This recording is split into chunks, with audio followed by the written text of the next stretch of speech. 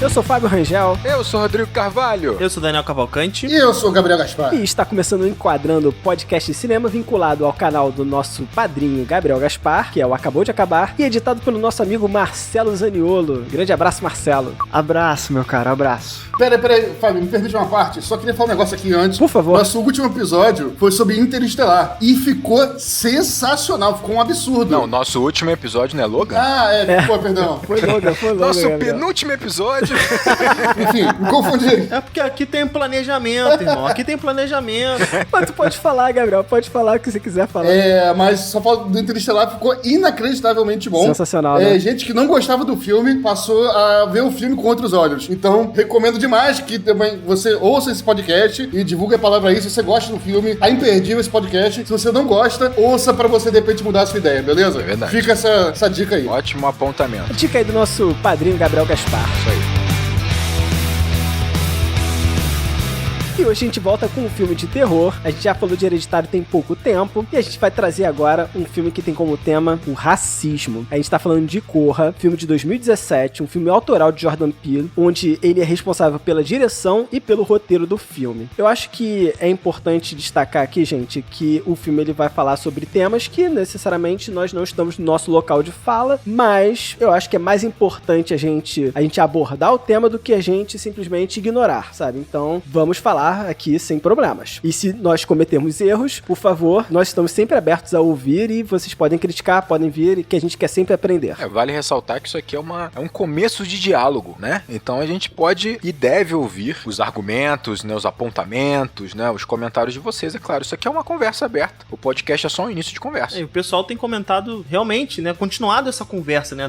Exatamente. Nas redes com a gente. Então, sugerido novos tópicos, novos filmes, é realmente um início de conversa. E também para temas delicados, né? Nós vivemos numa sociedade que repercute esse assunto, repercute esse tema. Nós somos frutos dessa sociedade e a gente tá tentando mudá-la para melhor, né? Então, passar por esses temas vai ser importante. Pra mim, pra você que tá ouvindo, pra todo mundo. Então, vamos tentar aprender junto com ele. É isso. A ideia é essa. E se a gente terminar esse episódio aqui sem ter errado nenhuma vez, em nada, eu acho que a gente não cumpriu nosso papel. Acho que a gente não se arriscou o suficiente.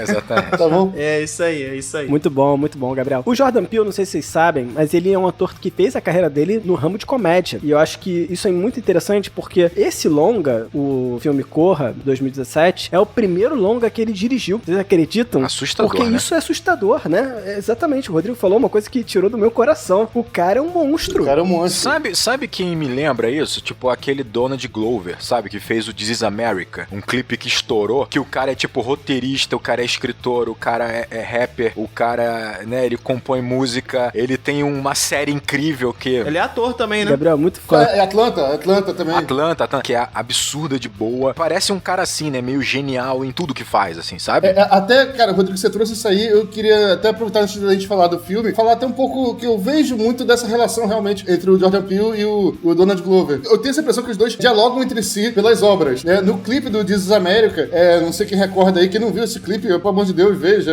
é um dos melhores clipes aí dos últimos anos. É muito marcante, Muito bom. marcante. E tem um momento ali do clipe que tá como se fosse um coro ali de igreja, né? O personagem principal passa com uma arma ali e atira no coro. E aí o personagem principal ali do coro, que a câmera dá mais foco, é um cara que é igualzinho o Jordan Peele. É igualzinho, e eu já vi referências de que meio que foi uma homenagem do Donald Glover ao Jordan Peele. Pô, que maneiro. Caramba. E o Jordan Peele começa, no filme Corra, a música de crédito inicial é uma música do Donald Glover. Redbone, né? Exatamente. Cara, essa música é muito boa, né? É muito boa. E aí você vê, parece que os dois estão trocando figurinhas, sabe? Os dois são gênios absurdos em sua área, né? Multitalentosos, mega talentosos em áreas, né, da comédia, ao drama, ao humor, ao roteiro, à atuação, à música, sabe? Parece que os caras são o Leonardo da Vinci, tá ligado? No mundo atual. E ficam trocando figurinha entre si, cara. Isso é muito bacana. Bem, vou puxar a sinopse aqui do filme. Vamos lá. Momento sempre muito esperado pelo Rodrigo. Exatamente. Vamos lá. Olha, já até tá fazendo assim com a mão, olha lá. Já tô preparado aqui, Fábio. Rodrigo adora, Rodrigo é sommelier de sinopse. Chris é um jovem garoto negro que está indo conhecer a família branca de sua namorada durante um final de semana. Basicamente, esse é o plot do filme, né? E essa sinopse, não dá pra falar muito mais dessa sinopse sem chegar em spoilers. É claro que aqui nesse podcast, a gente vai trabalhar com spoilers, não tem como, né? Porque a gente faz uma análise do filme, então, por enquanto, é essa a sinopse. O Fábio é sucinto quando ele tem que ser sucinto. Ok.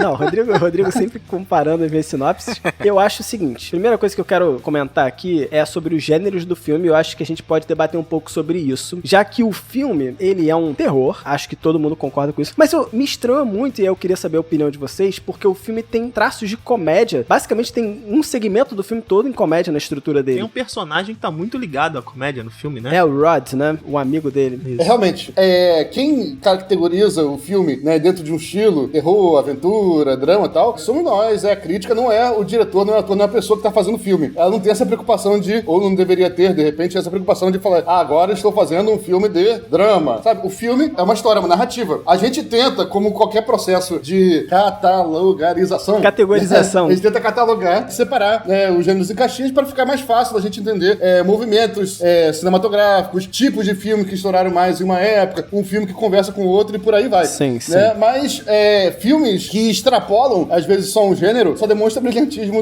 na minha concepção, do seu realizador. O realizador, como o Jordan Peele, como a gente falou aí, que ataca em todas as frentes, que é mega talentoso, não surpreenderia, né, o filme transitasse entre vários gêneros. Como o Fábio falou, o gênero principal é terror. Se entrasse na locadora, que era um negócio antigo que existia antigamente e tal, ele ia estar na prateleira lá de terror, sem sombra de dúvidas. Mas também acredito que se um filme que ficasse só em um gênero, principalmente só no terror, sabe, só às vezes massacrando, ele perde um pouco da potência. É uma escolha. Esse aqui, o diretor é habilidoso o suficiente para poder fazer alguns momentos em que você relaxa, né? E você relaxar é um artifício muito importante para você poder até tomar um susto. Um susto que eu falo não é aquele susto rápido, sabe? Mas ser chocado mais facilmente. Sim, né? Você, quando é atingido, impactado em um momento seu, e que você tá descansado com os músculos relaxados, né? Eu acredito que a pancada é mais forte. Sim. Do que se tivesse com os seus músculos retraídos. Posso fazer uma analogia aqui, aproveitando, né, o que você colocou? Eu gosto de comparar. Primeiro, eu acho que o diretor nos ajudou aí a definir mais ou menos o que seria esse gênero, entre aspas, desse filme. Ele diz que ele chama esse filme de um thriller social. E o thriller, na verdade, era um termo que Hitchcock usava pra falar sobre filmes que migravam entre o suspense e o terror, em que você tinha pitadas de terror, mas a base do filme, a estrutura do filme realmente era mais um suspense. O Hitchcock gostava de dizer, um suspense, ele é diferente do terror porque ele sugere o terror. Ele raramente torna o terror explícito, né? É como se o suspense, ele quisesse deixar uma tensão em suspenso. Você vai criando esse desconforto pouco a pouco ao longo do filme, né? Eu gosto de fazer uma analogia interessante para deixar mais claro o que é o terror e o que é o suspense. Eu faço uma analogia com o elástico, né? Vamos imaginar que esse elástico, ele seja a tensão, ele seja esse desconforto, né? Essa apreensão que o espectador tem na hora de ver um filme. Então, na hora que um espectador, ele entra para ver um filme de terror ou de suspense, é como se o diretor chegasse e falasse assim, olha, eu tenho um elástico aqui, então você vai começar a ver o filme, então você segura na ponta desse elástico e eu vou segurar do outro lado desse elástico. E aí, o que acontece? Qual é a diferença? Terror é assim, o diretor deixa o elástico parado, mas às vezes ele dá um tranco, ele dá um puxão assim no elástico, ele dá um puxão e solta, sabe? E tu toma o elástico na tua mão, porque ele dá uns trancos no elástico e solta o elástico na tua mão. Isso é tipo jump scare, né? Que você tá... Tipo um jump scare, exatamente. Né? Uma cena com um grito, uma cena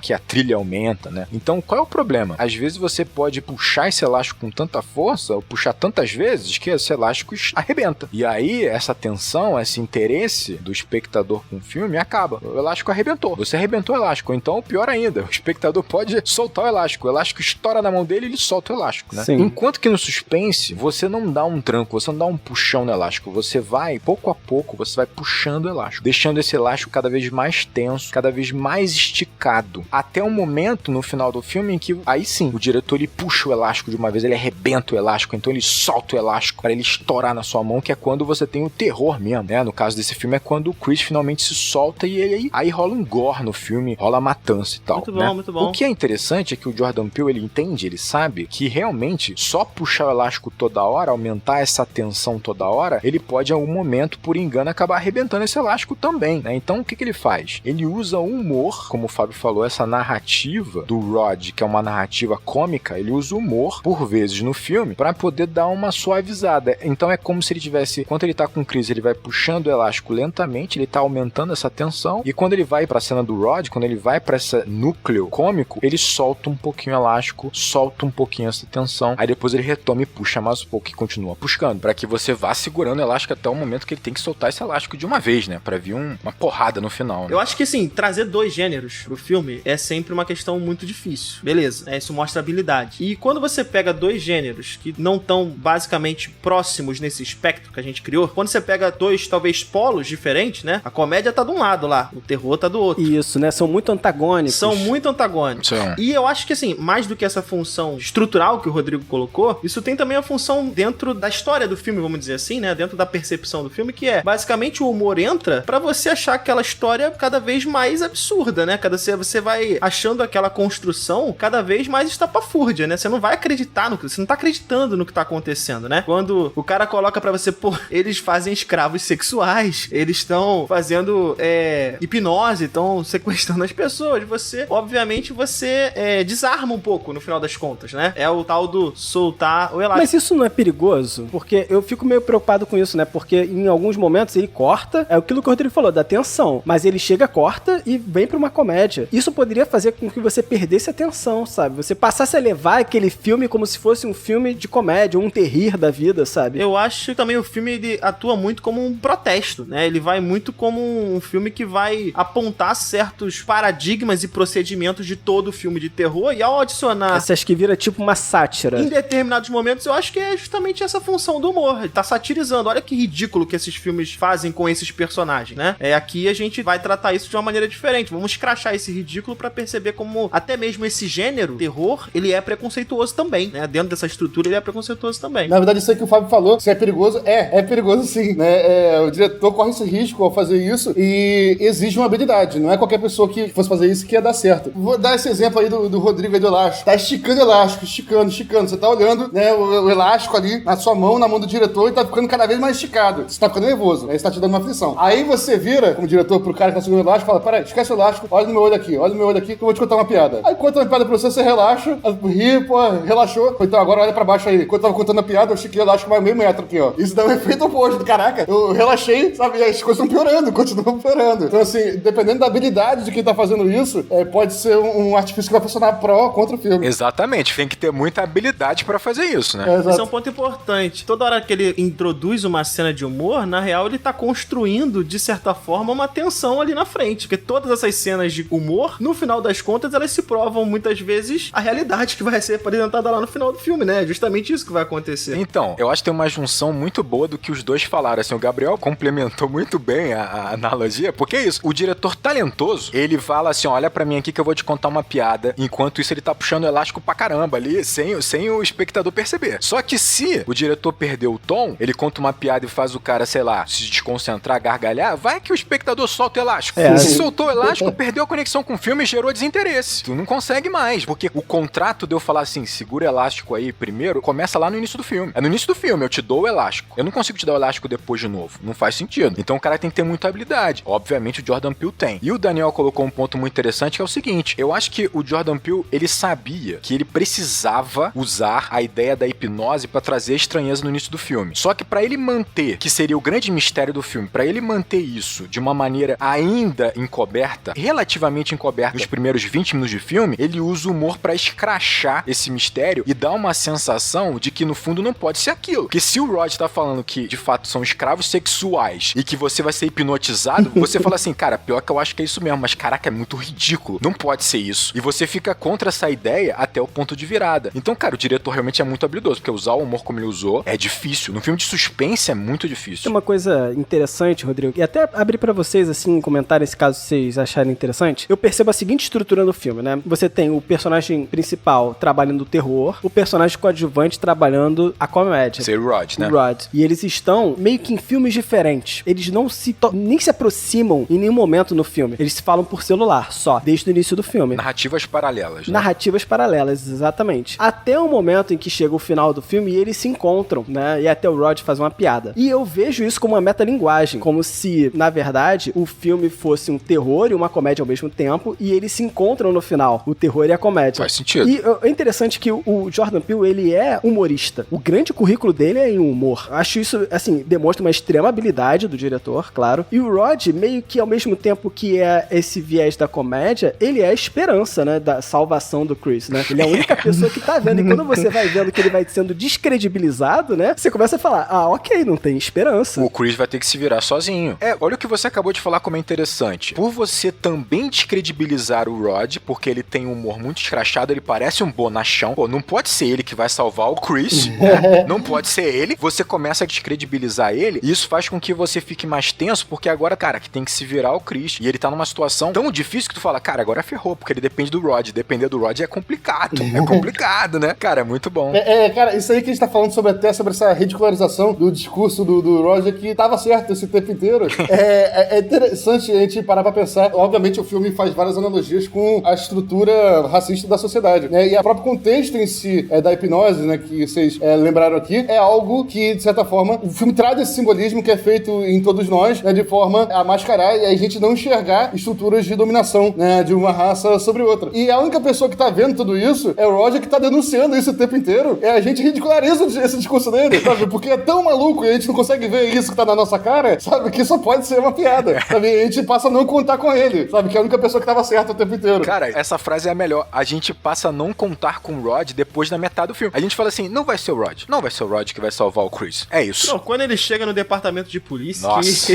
que a galera começa a rir dele, ali você fala, cara... ali não dá. Acabou, ali né, não dá. cara? Acabou, não tem como. E isso acontece com toda vez que alguém vai querer denunciar algo que tá muito intrínseco na nossa sociedade. Tá todo mundo hipnotizado. Sim. Ninguém tá vendo. E quando alguém vai denunciar, tá ligado? O cara vira escracho, vira comédia pra geral, tá ligado? Ele vira um escracho, exatamente. E aí o Jordan Peele coloca um personagem que tem um humor, que é uma sátira, e ele alimenta isso exatamente ridicularizar mesmo, sabe? Tipo, o movimento é exatamente esse, né? A gente não percebe que a gente tá ridicularizando a última esperança, o cara que tem a razão. Olha isso, cara. Muito bom, muito bom. Vamos puxar então a apresentação do filme, né? O filme ele começa com um rapto, né? De um rapaz negro andando numa vizinhança aparentemente branca, né? Aparentemente uma vizinhança que você teria um grupo de classe média alta, né? Nos Estados Unidos. E o filme começa com esse rapto. Esse ator, que inclusive tá em que série, Fábio? Atlanta, do Donald Glover. Atlanta, exatamente, ele tá em Atlanta, ele tá em Atlanta. Ele tá sempre dialogando com o Donald Glover. Mas esse filme até é um filme que é importante ver 2 vezes, tá bom? Não que você não vai entender em uma vez só, mas a partir do momento que você já sabe o final do filme, quando você rever, é uma experiência totalmente nova, é muito bacana,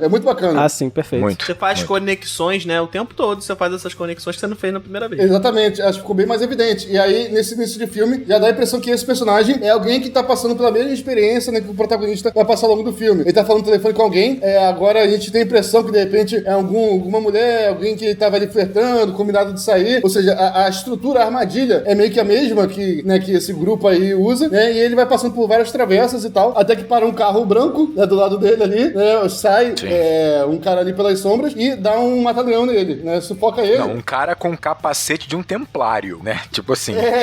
Nossa, isso é muito significativo. Isso é muito significativo. E dá um mata-leão nele. E nesse momento a câmera faz um movimento que eu acho muito interessante, que a câmera corta, digamos assim, a cabeça do negro ali que foi atacado, e ele vai sendo arrastado até o porta-mala do carro, com a câmera não mostrando mais a cabeça dele. Ou seja, tirou a consciência daquele cara ali, provavelmente pra sempre, e jogou aquele cara ali no porta-mala, né? Nos fundos ali da bagagem do corpo humano, do subconsciente, né? Onde ele vai ficar até o restante do filme. Verdade. Nossa, Gabriel, maneiro. Maneiro mesmo. Conta a história do filme, né? Um resumo. Conta a história do filme, mais uma vez, nessa cena introdutória. E a partir daí entra a música, sobe a música do Donald Glover. Ah, não. Na verdade, a música que sobe nesse momento é uma música antigona da década de... Verdade. A música antigona, a música remete até essa época do apartheid americano, né? Essa época, esse contexto aí, final de período de escravidão, e parece algo desse contexto. Aparece várias árvores, né, em movimento, como se estivesse correndo, fugindo ali, né? Quando fosse um escravo fugindo de uma plantação, de uma plantation, e aparece o título, né? Get Out. Tradução livre em português, mete o pé. Mete o pé. O Gabriel citou a trilha. Eu acho essa trilha, ela também passa um contexto de que aquilo que aquele rapaz está fazendo com o garoto negro é pra ele divertido. Essa trilha, ela é muito divertidinha, né? Ela é muito animadinha, ela traz um aspecto tipo, olha só como a gente tá feliz aqui, entendeu? Não, parece uma coisa meio banal pro cara, né? Banal. Um pouquinho de rebeldia contra o sistema, não tem essa impressão? Tipo, aqui, ó, Sim. tô brigando pelos meus direitos contra esse sistema. Sabe qual é o pior? Essa trilha, ela justamente é sobre um fazendeiro, ela conta a história de um fazendeiro que toda sexta-feira faz uma torta de coelho e ele vai caçar o coelho com uma arma enquanto ele fica brincando com o coelho, falando, corre, coelho, corre. Nossa, cara, nossa Nossa senhora, realmente essa música nesse Isso é contexto pesado, pesadíssimo. isso é pesado. Pesadíssimo, cara.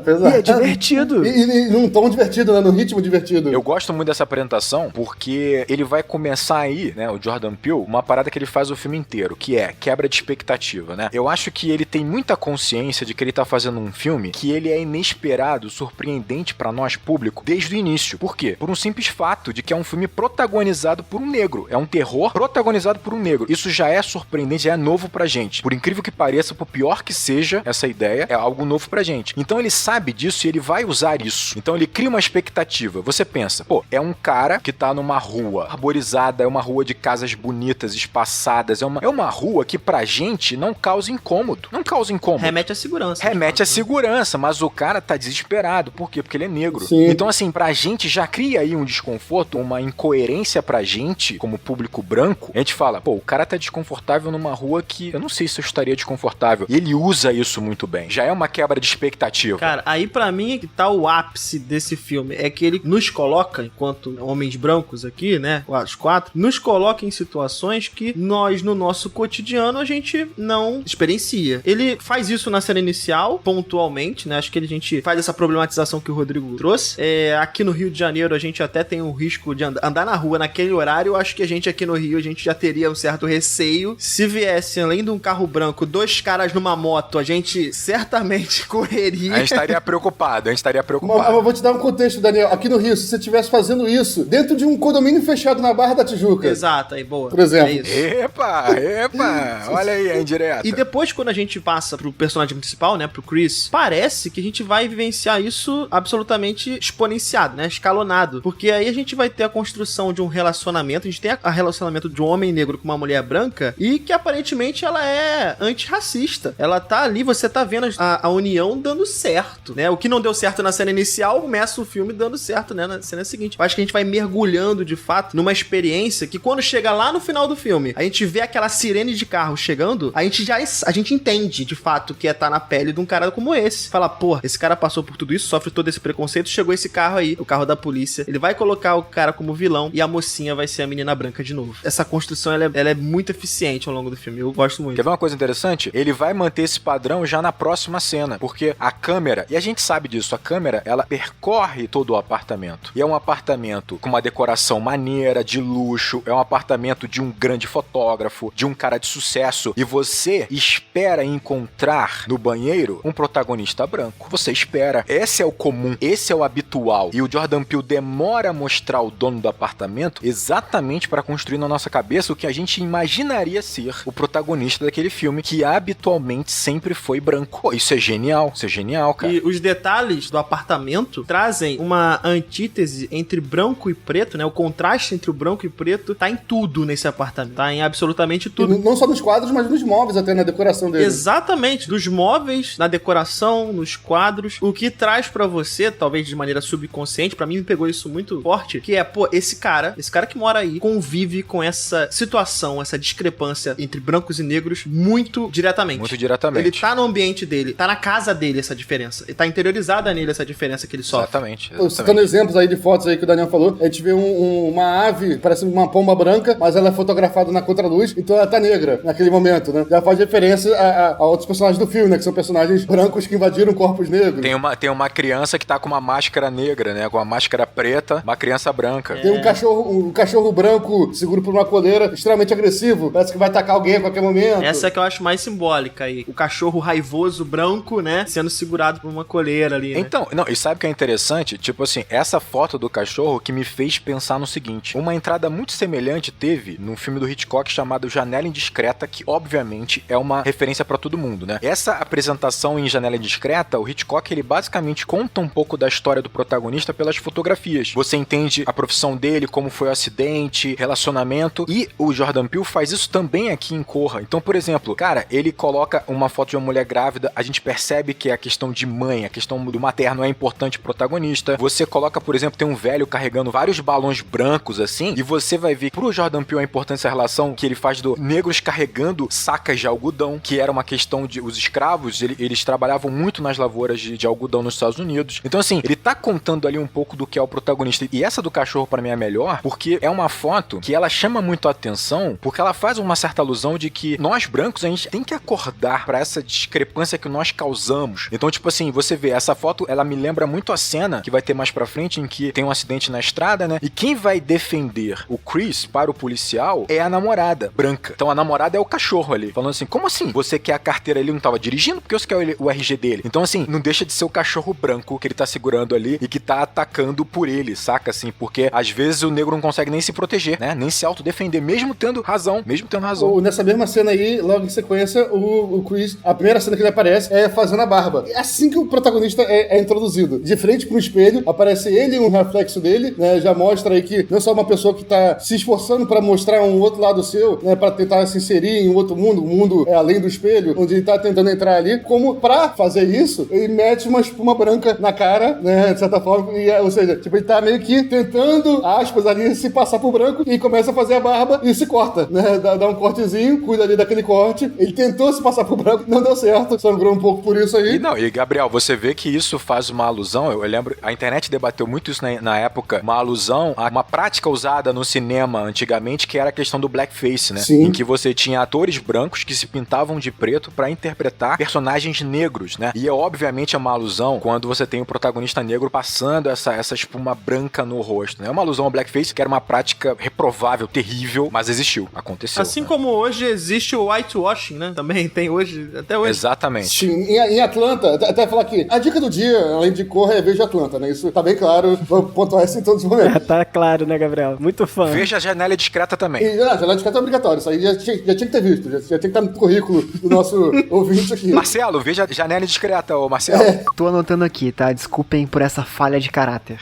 Mas no Atlanta, até como tá sempre dialogando essas duas obras, como eu disse aí, tem uma personagem que é professora e aí aparece um menino negro que faz uma whiteface, pinta a cara de branco. E ela não sabe como reagir na série. Tem esse momento constrangedor também. Nossa, exato. Tá vendo? Cara, vocês perceberam uma coisa? Nessa cena inicial, enquanto ele tá se preparando, se arrumando, a Rose, ela tá numa doceria escolhendo um donut, escolhendo um doce pra levar pra eles, né? E, cara, não faz uma relação lá no final, quando ela tá comendo aquele sucrilhos colorido lá, aquele cereal colorido, quando ela tá prestes a escolher um novo alvo, parece que no início do filme ela tá escolhendo o doce como se fosse um ato dela natural, quando ela tá concluindo a missão dela ou começando a missão dela, né? Essa coisa de comer um doce, algo muito açucarado, né? Que ela faz no final comendo lá o cerealzinho dela também. Que eu fiquei me perguntando, por que tá mostrando ela escolhendo o doce? Ela tá pensando o alvo, né? Exato, ele escolhe o doce e aí começa a missão dela, que nesse caso do Chris tá começando a terminar, tá finalizando, porque ela vai levar pros pais, né? Obviamente que ela tá escolhendo um doce que a gente sabe que não é exatamente um dos alimentos mais saudáveis do mundo, né? Mas ao mesmo tempo ela tá escolhendo o café da manhã pra ele, né? Ela leva o café, né? E leva mais coisa ali naquela sacola. E me parece que ela tá preocupada com,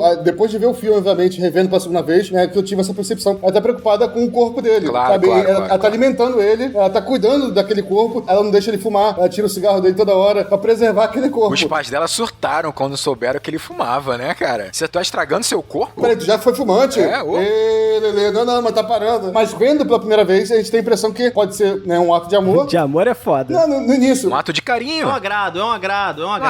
Vendo pela primeira vez ali, é um agrado, exatamente, ali, alguém que tá querendo cuidar do seu parceiro, não fuma não, se te faz mal e tal. Ou você já suspeitando que ela fosse uma traíra, que podia ser só uma tática dela pra ganhar a aprovação dele. Confiança, Ganhar a confiança dele, me preocupo com você. Mas não, ela tá efetivamente preocupada em cuidar do corpo dele. Exatamente. Pode ser. Eu acho até, Rodrigo, que você puxou esse lance da escolha, né? Dela escolhendo um alvo dela. E eu vejo o seguinte, né? Talvez ela tenha escolhido o Chris pelo olhar artístico dele. Provavelmente. Até porque, além disso, né? O personagem que a gente vê logo no início, depois a gente descobre que ele é um músico, que ele toca jazz. Passa bem passando o filme, assim, bem discreto. Mas você descobre que ele toca jazz. Então, é meio que uma questão artística, né? Ela fez uma escolha artística, né? Ela escolheu o Chris pelas fotografias dele. E eu acho isso muito interessante porque meio que tem uma segunda camada no filme que mostra isso. Aquele grupo escolhe pessoas, claro, de identidade negra, removem essas pessoas e seriam pessoas que seriam influências, porque são pessoas tipo, ou um músico, um artista como um fotógrafo, ou um grande jogador, que depois você vê ela escolhendo um jogador de basquete. Verdade. Sim,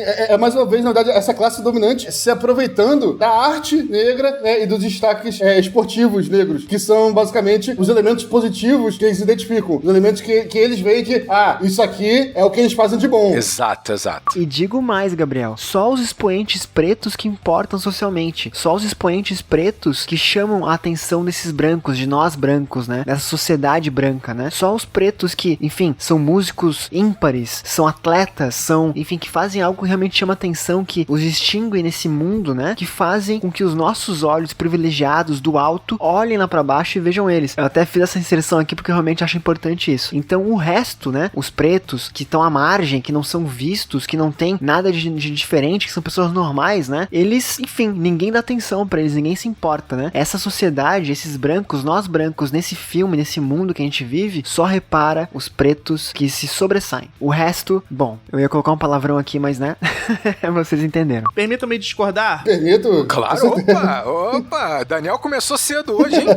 Eu acho que de fato é por dons. Os dois exemplos que vocês citaram, dons artísticos, música e fotografia, por E exemplo. depois a gente vê que tem também a questão dos dons esportivos. Dons né? esportivos, exatamente. Sim. Mas eu não acho que seja uma situação em que eles vão, de fato, ocupar esses espaços. Que esse familiar branco, ou esse grupo que seleciona pessoas que vai entrar dentro desse corpo negro, vai vivenciar a experiência de vida que esse negro possuía. Não vai. Tanto porque o músico inicial, por exemplo, ele tá desaparecido. Ele não voltou a ser músico, né? Não, mas acho que você me entendeu errado, Daniel. Por favor. Ele remove essas pessoas da sociedade negra. Ele remove. Sim, remove. E essas Remove. pessoas eram pessoas que poderiam De estimular... destaque. Poderiam ser influências. Exatamente, estimular influências negras. Sim, perfeito. Exatamente, exatamente. E além disso, depois de remover, essa pessoa se torna uma pessoa serviente, apática, Parece que sem alma, né? sem alma. Eu nem colocaria pessoa, ela deixa de ser uma pessoa. Isso é uma pessoa. E essas pessoas escondem as suas cicatrizes, que é a cicatriz do processo. Ou seja, essa questão de esconder cicatrizes é muito sobre esconder a sua história. Sim, É com verdade. certeza. É esconder seu sofrimento. O que você sofreu, o que seus antepassados sofreram também, né? Então meio que eu vejo uma segunda camada no filme que conta essa história. Você pega uma pessoa de identidade negra, que ela pode ser uma influência importante naquela sociedade, você retira ela daquela sociedade, você torna ela um servente da sociedade branca e depois você faz ela esconder cicatrizes. Aí que eu tô falando, eu não acho que seja a pessoa, o negro, que escondeu as cicatrizes. Foi o branco que escondeu as cicatrizes.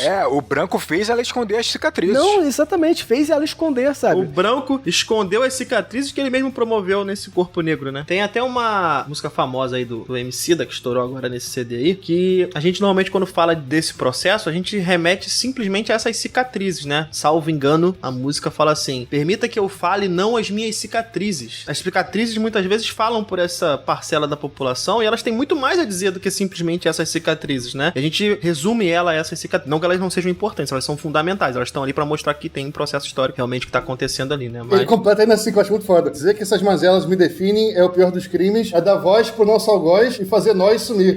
Exatamente. Tá ligado? Muito foda. Tá aí. Emicida resumiu na música dele o que é Corra, né? Não, exatamente. Eu podia tirar a cena inicial, que é muito boa, mas se quisesse substituí-la por Emicida falando dessa estrofe, também já resumiria o filme. Pode crer, pode crer. Vocês estão inspirados hoje, hein? Também esperado. Fica a dica aí, então, cada um deu a sua. Veja Amarelo, tá lá no Netflix. Eu vi, muito bom. Bom muito pra bom. cacete. Atlanta, amarelo, veja tudo lá. Tudo com letra A.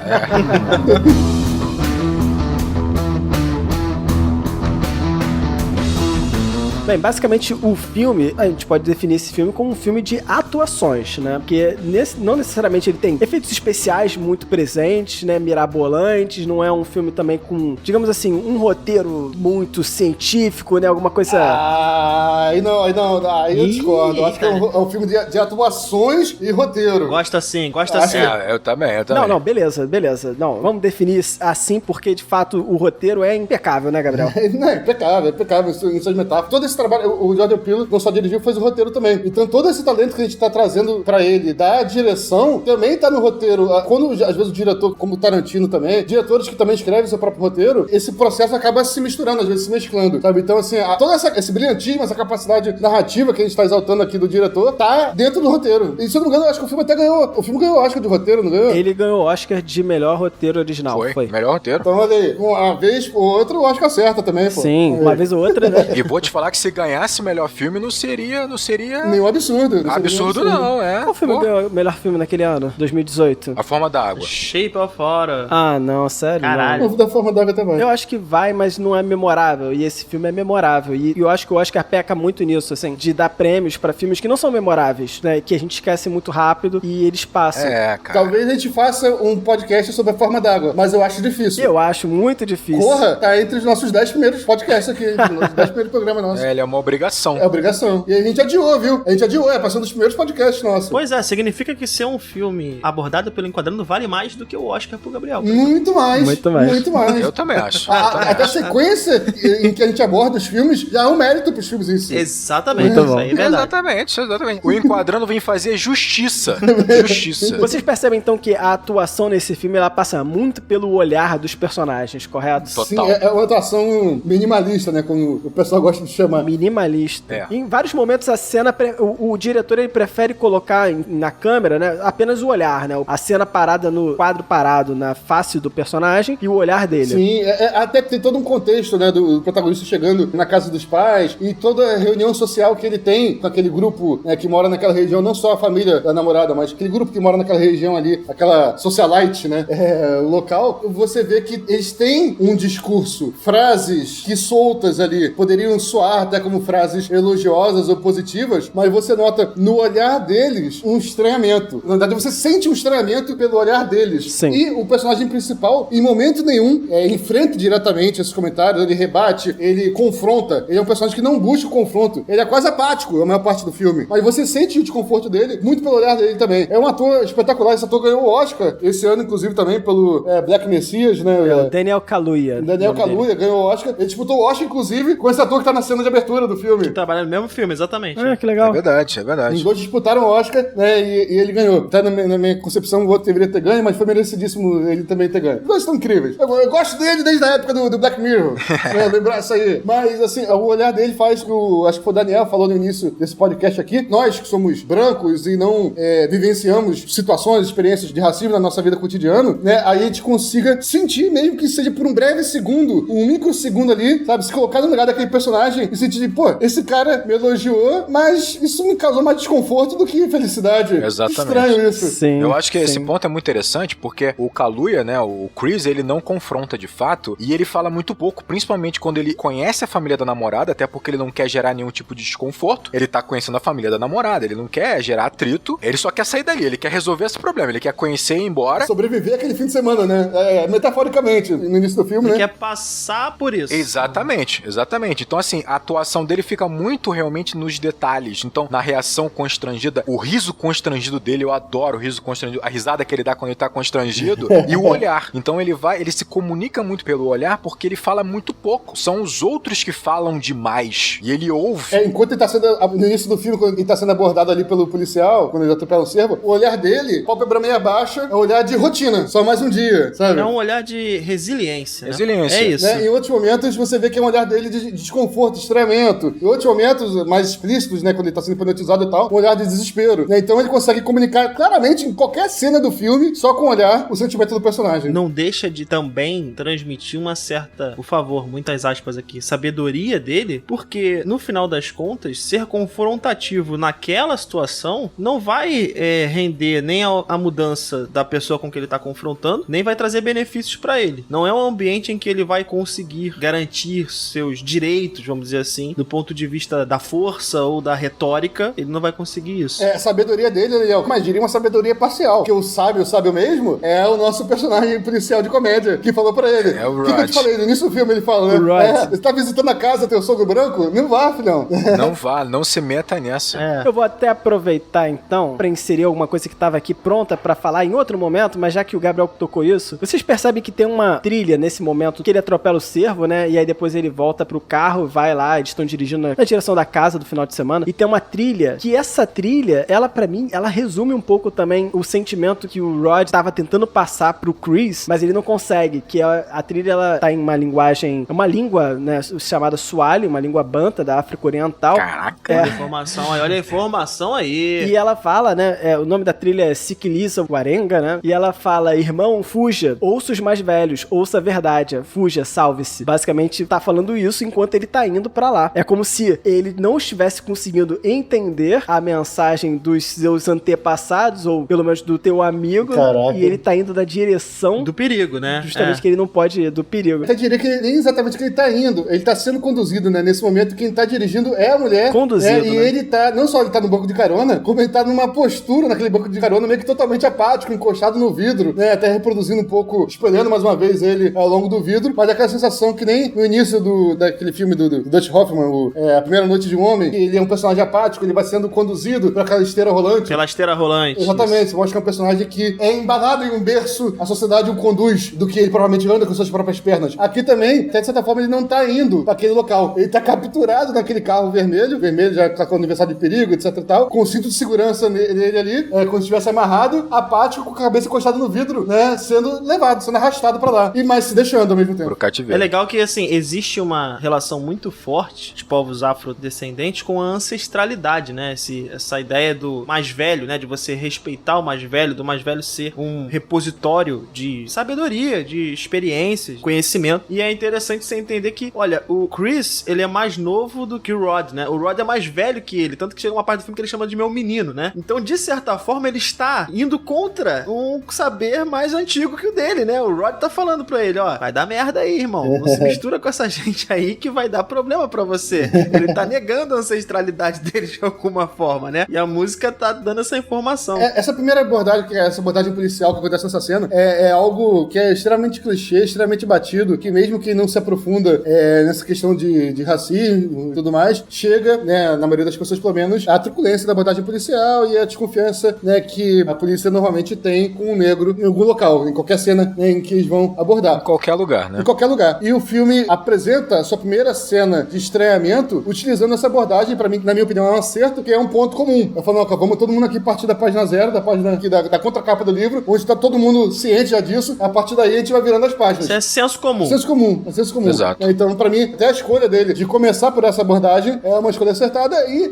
quando o filme vai terminar na última cena e tudo mais, isso vai provocar um espelho também que vai ser interessante pra essa cena final do filme que a gente vai abordar em momento oportuno. A gente tá falando da atuação do Daniel Kaluuya, que acaba sendo uma atuação mais, num primeiro momento do filme, mais discreta nos seus detalhes, porque ele acaba realmente sendo mais passivo. Ele recebe muito a informação. E aí tem um ponto muito interessante, cara, desse filme, que a interpretação do Daniel Kaluuya, ela vai muito ao encontro da construção, entre aspas, do terror, do suspense da primeira metade do filme. Ou pelo menos até o ponto de virada, né? Porque eu acho que o Jordan Peele, ele tem uma estratégia muito inteligente. Muito inteligente. Começa, como a gente falou, no acidente na estrada, né? Que você tem, eles atropelam um cervo, aquilo já choca, já mexe com o Chris, porque traz pra ele uma memória do acidente da mãe, que a gente não sabe até aquele momento, né? E aí você começa a perceber que o Jordan Peele vai começar a construir ali as situações de racismo, né? E esse racismo presente no filme, que ele tá dentro de uma região ainda meio controlada, né? Então, assim, ele vai sofrer realmente com um policial, mas a namorada contorna. Quando ele chega na casa da namorada, tem várias falas, como o Gabriel falou, é aquela coisa assim, você vê que eles tentam, de alguma forma, criar com a fala deles algum tipo de familiaridade ao universo do cara,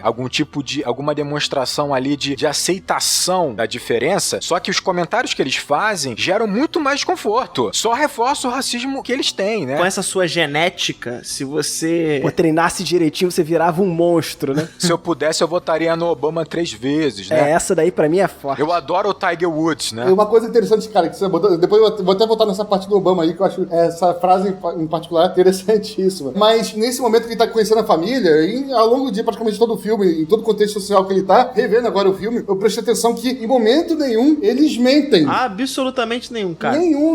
Assustador. É incrível, por isso que eu falei que o roteiro é brilhante. Sim, a capacidade do roteiro de fazer frases ambíguas o suficiente pra poderem soar como elogio, mas ao mesmo tempo não coloca eles como mentirosos que estão enganando ele. Estão fingindo, né? Estão fingindo. Primeiro mostra, esse aqui é meu avô, ele tava lá com o Jesse Owen na corrida lá, né, do Hitler, e aí provou que o Hitler tava errado, porque o Jesse Owen ganhou sendo negro. Sabe? Quando ele vai conhecer, quando ele entra na cozinha e tá lá a empregada, né? A Georgina. Georgina, exatamente. Depois a gente descobre que a mente da mãe dela foi transportada pra aquele corpo ali, e aí ele aponta pra cozinha e fala aqui, isso aqui é a cozinha, minha mãe que criou essa cozinha toda, ela adorava, era o lugar favorito dela da casa, então a gente quis preservar uma parte dela aqui na cozinha. E aponta pra mulher. Então, assim, o filme é todo sutil, em momento nenhum, eles estão falando, ele fala nenhuma mentira pra ele, no caso, pro protagonista, mas tá tudo implícito, e você percebe isso com muita clareza quando você revê o filme. Tá tudo implícito, inclusive, principalmente o racismo que eles têm.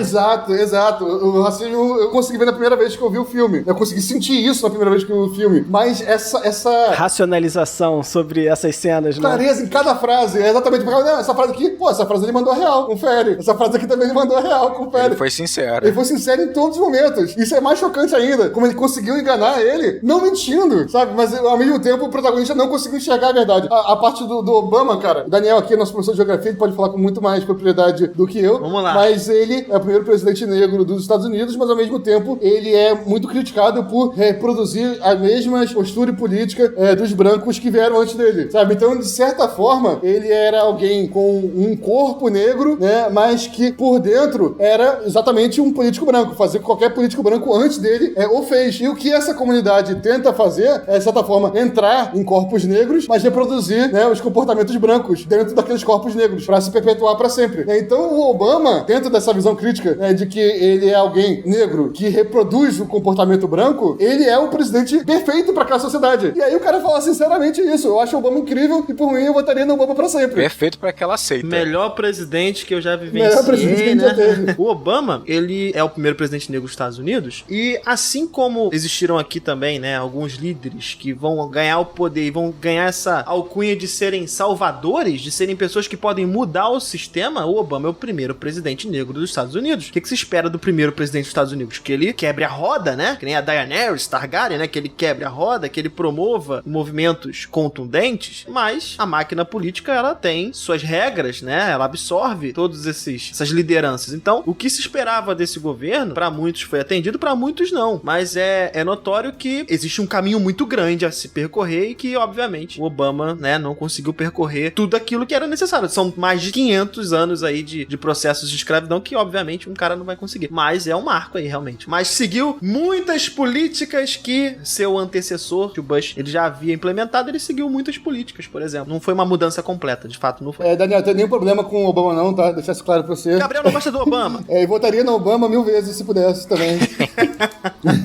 Não, perfeito. E tem uma frase também, antes dessa frase do Obama, tem uma frase que ele fala que é muito o que o Gabriel falou ali, que a frase é verdadeira e, porra, ela é explícita na tua cara, ela joga na tua cara o contexto do filme inteiro. Ele fala assim, estão falando sobre a Georgina e o Val. Ele tá falando, pô, sei que você tá pensando, né, a família branca que tem empregados negros. Um clichê, mas né? a gente contratou eles quando eles eram contratados por causa dos nossos pais, né, pra cuidar deles no leito do morte, e quando eles morreram, nós não conseguimos deixar eles irem embora. Sim. Ele não tá falando da Georgina e do Walter, ele tá falando dos pais, a gente não conseguiu deixar eles irem embora. Perfeito. Então a gente pegou o corpo dos dois, por isso que os dois estão aí. Isso é muito louco, cara. Olha que roteiro, Fábio. Olha na tua cara, Fábio. Não, mas eu não tô criticando o roteiro não, que isso. É, claro. Não, e olha só, vocês estão falando um troço, vocês citaram vários exemplos de uma parada que pra mim é isso, é onde o roteiro ele é absolutamente genial. Eu quero fazer um disclaimer aqui e vocês vão entender. Um filme de suspense, ele trabalha obviamente muito com pista e recompensa, certo? Então, pra que fique muito claro, vamos dar um exemplo aqui, o mais clássico de pista e recompensa que existe, né? Você tem um filme como Sexto Sentido. Sexto Sentido, ele vai ter talvez uma das maiores reviravoltas do cinema, em que a gente vai descobrir, né? Aí, spoiler aí pra quem não viu Sexto Sentido, né? Porra. Eu não sei,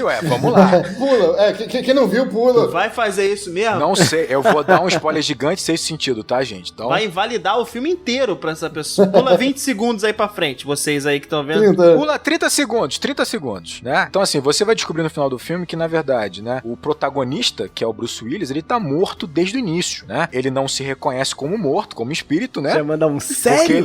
Porque ele se relaciona com um menino que vê espíritos, que vê mortos. I see dead people. Exatamente. Isso é uma baita de uma reviravolta. Só que quando você gera uma reviravolta desse patamar, o que acontece? O público começa a vasculhar o filme pra ver se aquela reviravolta faz sentido. Se eu não fui enganado ridiculamente, desonestamente pelo diretor. Ou se não tem uma contradição, né? Ou se não tem uma contradição, exatamente. E o que faz com que essa reviravolta faça sentido são as pistas que o diretor foi espalhando ao longo do filme. Por isso que você tem uma ideia de pista e recompensa. Você espalha pistas que vão ser explicadas lá na frente, quando vem a recompensa, e aí os links se fecham, né? E Corra, cara, tem pistas e recompensas maravilhosas, e é o que vocês estão falando, porque quando o diretor pode espalhar o filme de pistas pra tentar justificar a reviravolta que virá lá no final do filme, beleza. Só que se essa pista, ela não fizesse sentido pro momento do filme, ela não foi importante pro momento do filme, ela servir só pra reviravolta, é uma perda de tempo, é uma cena meio vazia, meio confusa, meio estranha pro espectador. Pareceria aleatório naquele momento, né? Ele parece aleatório no momento. Deixa eu até aumentar isso daí, né? Não só confusa, como muitas vezes se você tá observando o filme com um pouco mais de atenção, isso pode chegar a te revelar de fato o que está acontecendo, porque vai chamar tanta atenção, vai ser tão desconexo que você vai falar, pô, eu tenho que pensar sobre isso aqui. Exatamente. E aí, é o que vocês estão falando até agora. Tudo que vocês falaram agora é tudo pista. Então você percebe assim, por exemplo, exemplo, quando a Rose, ela nega dar o RG pro policial do Chris, você percebe, é uma cena muito importante pra aquele momento, porque você tem a Rose defendendo o namorado, mostrando que ela tem cumplicidade, que ela é antirracista, só que a gente vai descobrir lá na frente que aquilo é uma pista. É uma pista de quê? Ela não quer que haja registro na polícia do Chris, porque ele vai desaparecer dali pra frente. Então, olha como essa pista ela é importante para o momento do filme e importante para a reviravolta. Parece que ela tá protegendo ele, mas ela tá se protegendo. Exatamente. Ela tá se protegendo. Você tem, por exemplo, acho que foi o Gabriel que falou mesmo. Quando o pai, ele fala assim, tá vendo aqui uma foto do meu avô, ele perdeu a corrida do Hitler, né? A corrida do Hitler na Olimpíada de 36, né? Para um negro. Aquele momento ali você tem... A cena é muito importante porque gera um constrangimento, né? Ele fala, não, isso não importa, isso não importa. E ele fala que o avô ficou muito impressionado com a capacidade física do concorrente negro e a gente não percebe que aquilo ali é uma baita pista, porque é essa obsessão do avô que vai gerar no pai. Que vai fazer com que ele gere exatamente esse experimento de fazer essa transfusão de cérebro, de mente para um corpo negro. Então, assim, olha quantas pistas são incríveis. E tem pista nesse filme que não tá nem na fala, tá no cenário. Por exemplo, o Chris, quando chega nessa casa, meu amigo, tudo nessa casa remete à supremacia branca, irmão. Tudo. Sim.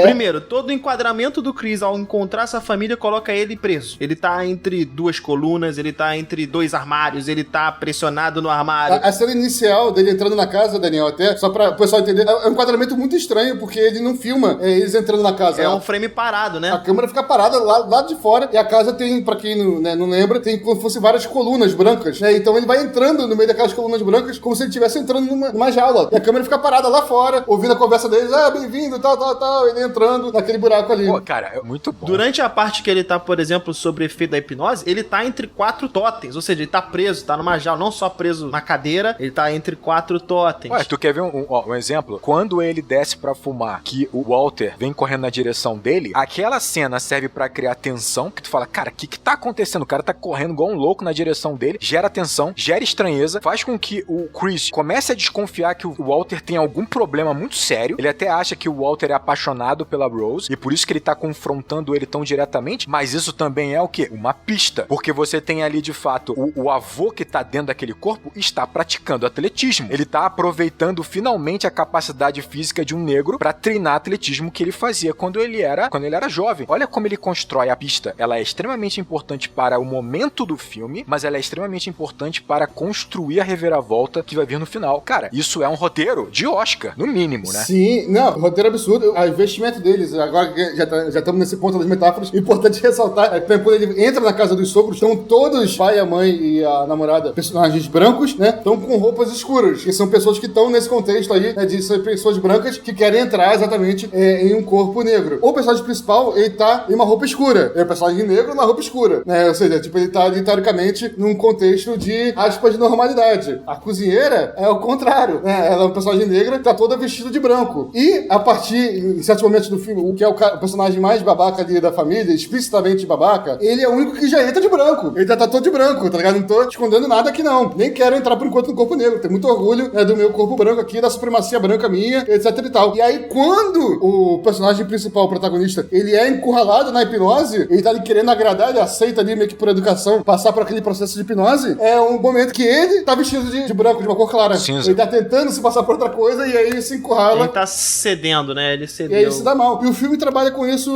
o tempo inteiro. A namorada dele usa preto praticamente ao longo do filme inteiro. À medida que ela vai se revelando aos poucos, ela vai tirando o casaco, o suéter, vai mostrando pedaços de roupas brancas debaixo dela. Toma leite. Ela toma leite, em certo momento, de uma forma quase obscena. Obscena que eu falo aqui não no contexto sexual, mas num contexto de adoração. Eu não vou nem explicar, vou deixar aí o Daniel, que é muito mais saber do que eu, explicar o que é tomar leite nesse contexto aí de supremacia branca. Tá bem atual essa questão de tomar leite, né? Pois é um símbolo, dois símbolos associados a essa supremacia branca. Tem símbolos gestuais também, que tem gente em ministério fazendo aí. Tem umas situações aí que estão acontecendo. E por último, só pra não deixar passando aqui, que todo episódio eu trago uma informação de geografia pra você. Olha lá.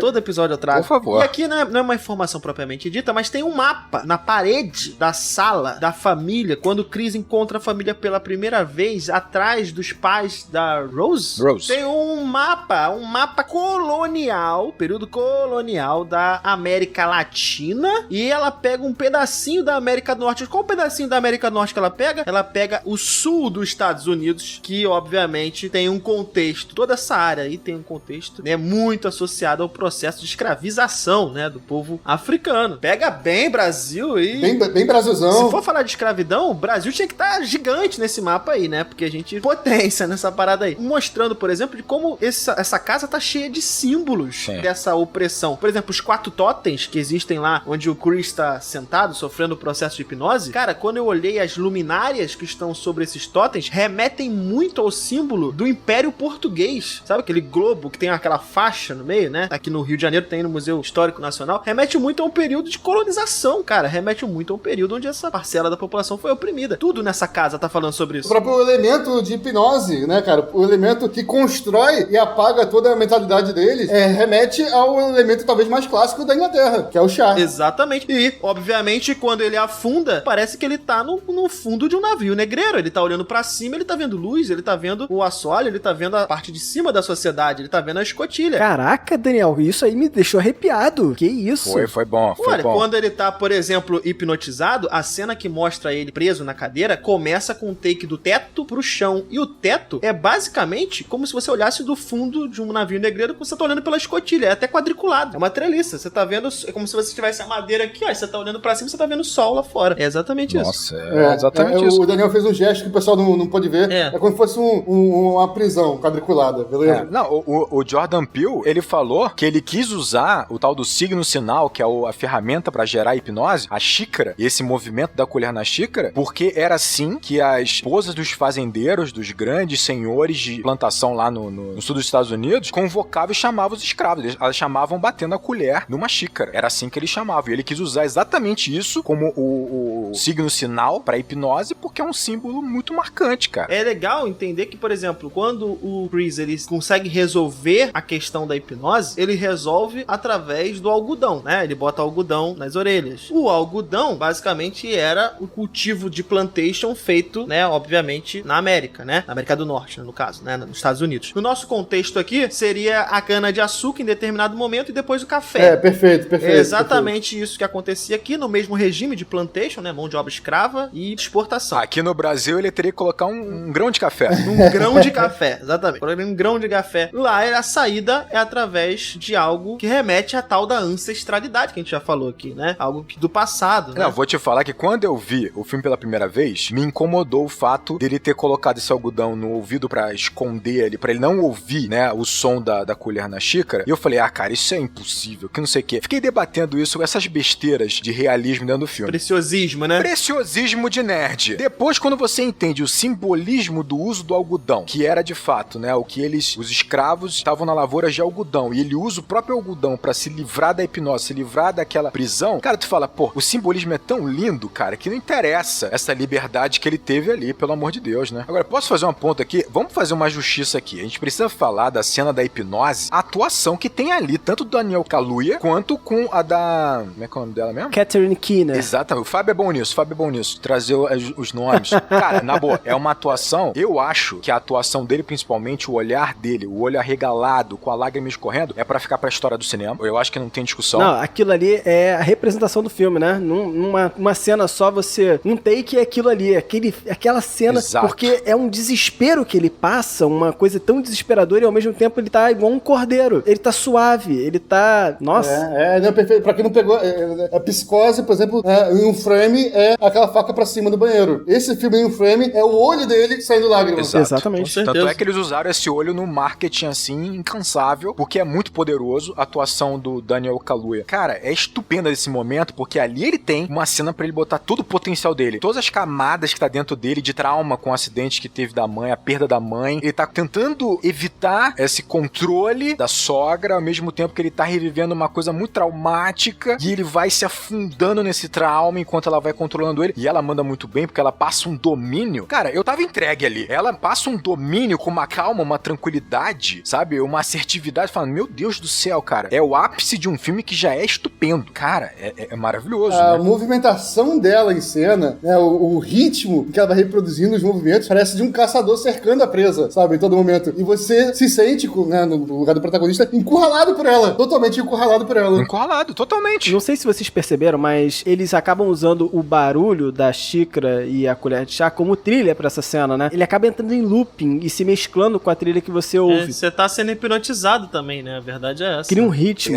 Cara, nossa. Muito bacana. É muito bom, um efeito cara. muito legal. E é engraçado que se você for ver, essa cena ela tá ali por volta dos 30 e tantos minutos e é o ponto de virada do filme, porque a partir dali ele está hipnotizado. A partir dali ele tá preso e a gente fica se perguntando agora como ele vai se livrar daquilo. O filme confirma que ele foi de fato hipnotizado logo depois, né? O próprio Walter fala pra ele. O filme introduz um elemento quase sobrenatural. Quase sobrenatural, em exato. 30 minutos de filme. O filme espera 30 minutos absurdamente realista e aí chega no 30º minuto, o filme já trabalhou tão bem que ele introduz um elemento completamente mágico e você aceita. Sem questionar. Exatamente. Não, eu acho que aí tá a genialidade do cara, porque assim, primeiro foi o que a gente falou lá atrás. A gente fica naquela coisa de, pô, esse filme é sobre hipnose e deve ser mesmo de escravos sexuais, cara. Deve ser o que o Rod tá falando. Porque você fica naquela dúvida, parece um deboche, parece uma zoeira, só que realmente os funcionários, que é o Walter e a Georgina, eles meio que alimentam a ideia de que eles estão de fato hipnotizados ou que eles sofreram uma lavagem cerebral. Você fica com esse tema na cabeça e isso é confirmado nesse ponto de virada. O que eu acho muito interessante é o seguinte, eu acho que o diretor, ele sabia que ele precisava usar essa ferramenta da hipnose, né, desse subtexto, tema do filme, que é essa questão da lavagem cerebral, ele precisava usar ao longo desse início de filme, né, ele precisava, que ele vai gerar estranheza com o Walter, né, correndo, com uma postura estranha, com um dialeto muito diferente, né, ele fala com o linguajar de um cara de, sei lá, de 50 anos atrás, de 70 anos atrás, até porque ele é o avô daquela família. A Georgina aparece sempre ajeitando a peruca na frente do espelho, é sempre meio estranho o comportamento dela, muito calculado, né, ela derrama. Eu acho legal a galera que tá chegando lá no leilão, né, no bingo, abraçando o caseiro, né? Abraçando.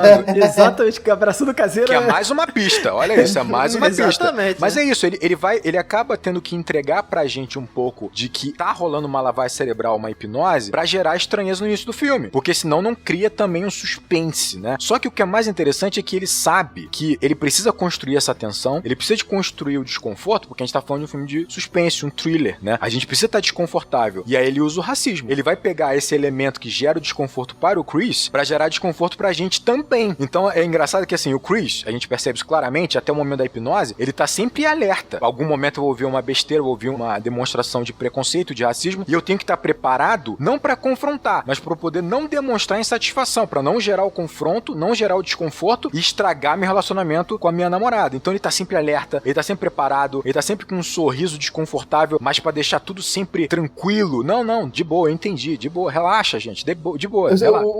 O diretor usa o racismo como tema e como ferramenta pra ele construir o filme. Exatamente, como ferramenta. Então você pensa, se o Chris, naquela casa, ele tá sempre alerta, porque ele sabe que vai acabar sofrendo aqui e ali o preconceito que é habitual na vida dele, e ele tá preparado pra poder lidar com isso da melhor maneira possível, a gente também tá alerta, não só pelo Chris, mas também alerta porque é um filme de terror, não é? É um filme de terror, então a gente tá sempre assim, cara, vai vir o terror em algum momento, vai vir um susto em algum momento. E então a gente tá na pele do Chris, porque a gente tá vendo um filme de terror, a gente tá tentando se preparar, se precaver, tá alerta pro terror que nunca vem, mas ele vem como racismo. Ele não vem como um fantástico, ele vem como um racismo. Então você tá vivendo na pele do Chris de qualquer maneira, né? Sofrendo esse racismo, esse terror, que é o racismo, na pele dele de qualquer maneira até a primeira metade do O filme. pior de tudo é a gente entender que é mais ou menos assim que um indivíduo na nossa sociedade tem que se portar ao longo da vida. A gente tá se colocando no lugar desse personagem nessa situação. Agora, se tu transpõe essa ideia do filme pra nossa sociedade, boa parte da população preta no nosso país tem que viver dentro dessa estrutura, preparada porque vai ouvir alguma coisa em determinado momento. Exatamente. Que em determinados momentos não vai poder ser conflitiva, né? Vai precisar ser resiliente. Eu acho que aqui tá o grande lance, assim, do filme. Cara, a gente tá acompanhando a jornada de um personagem que, naquela situação ali, obviamente, a gente tá embarcando numa história pontual, mas, cara, ela diz muito sobre o que acontece, né? Do lado de fora. Exatamente, porque, olha só, qual é o objetivo de um filme de terror, um thriller? É gerar desconforto, é gerar angústia, é gerar apreensão, tensão. O Jordan Peele não escolhe essa história pra contar um terror à toa. Ele tá fazendo com que você experimente tudo que um terror te passa e te gera pra você experimentar por 2 horas o que é o dia a dia de um negro nessa sociedade tão racista e preconceituosa. Porque é, de repente, o dia a dia dele, como do diretor. Exatamente. Né, como pessoa. É você experimentar o que é o habitual na vida do Chris e de tantos negros que nós temos nos Estados Unidos, no Brasil, no mundo, sabe? Então, essa é a genialidade do Jordan Peele quando ele opta por fazer um filme de terror pra contar essa história, pra falar sobre racismo, porque ele tá falando sobre racismo nesse filme. O tema principal, o que nutre todas as cenas, nutre todo o roteiro, é racismo. Ponto final. E o racismo é o monstro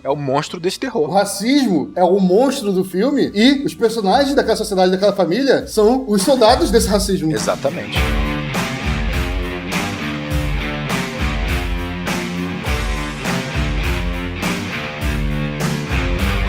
Então, eu queria aproveitar aqui vocês pra falar um pedacinho sobre uma cena em específico que me marcou, e o filme ele cita um outro filme nessa cena. Basicamente, tem 2 filmes passando na minha cabeça nesse momento. É a cena da festa. A cena da festa do filme. É, o momento do leilão. Mas que você não sabe que é um leilão ainda. Você começa com uma festa, né, e ele tá participando da festa. E em algum momento no filme, eu não lembro que momento, mas o Rod mesmo, acho que ele cita de olhos bem fechados. E quando eu vi isso, essa citação, eu falei, meu Deus, essa cena da festa é uma referência de olhos bem fechados.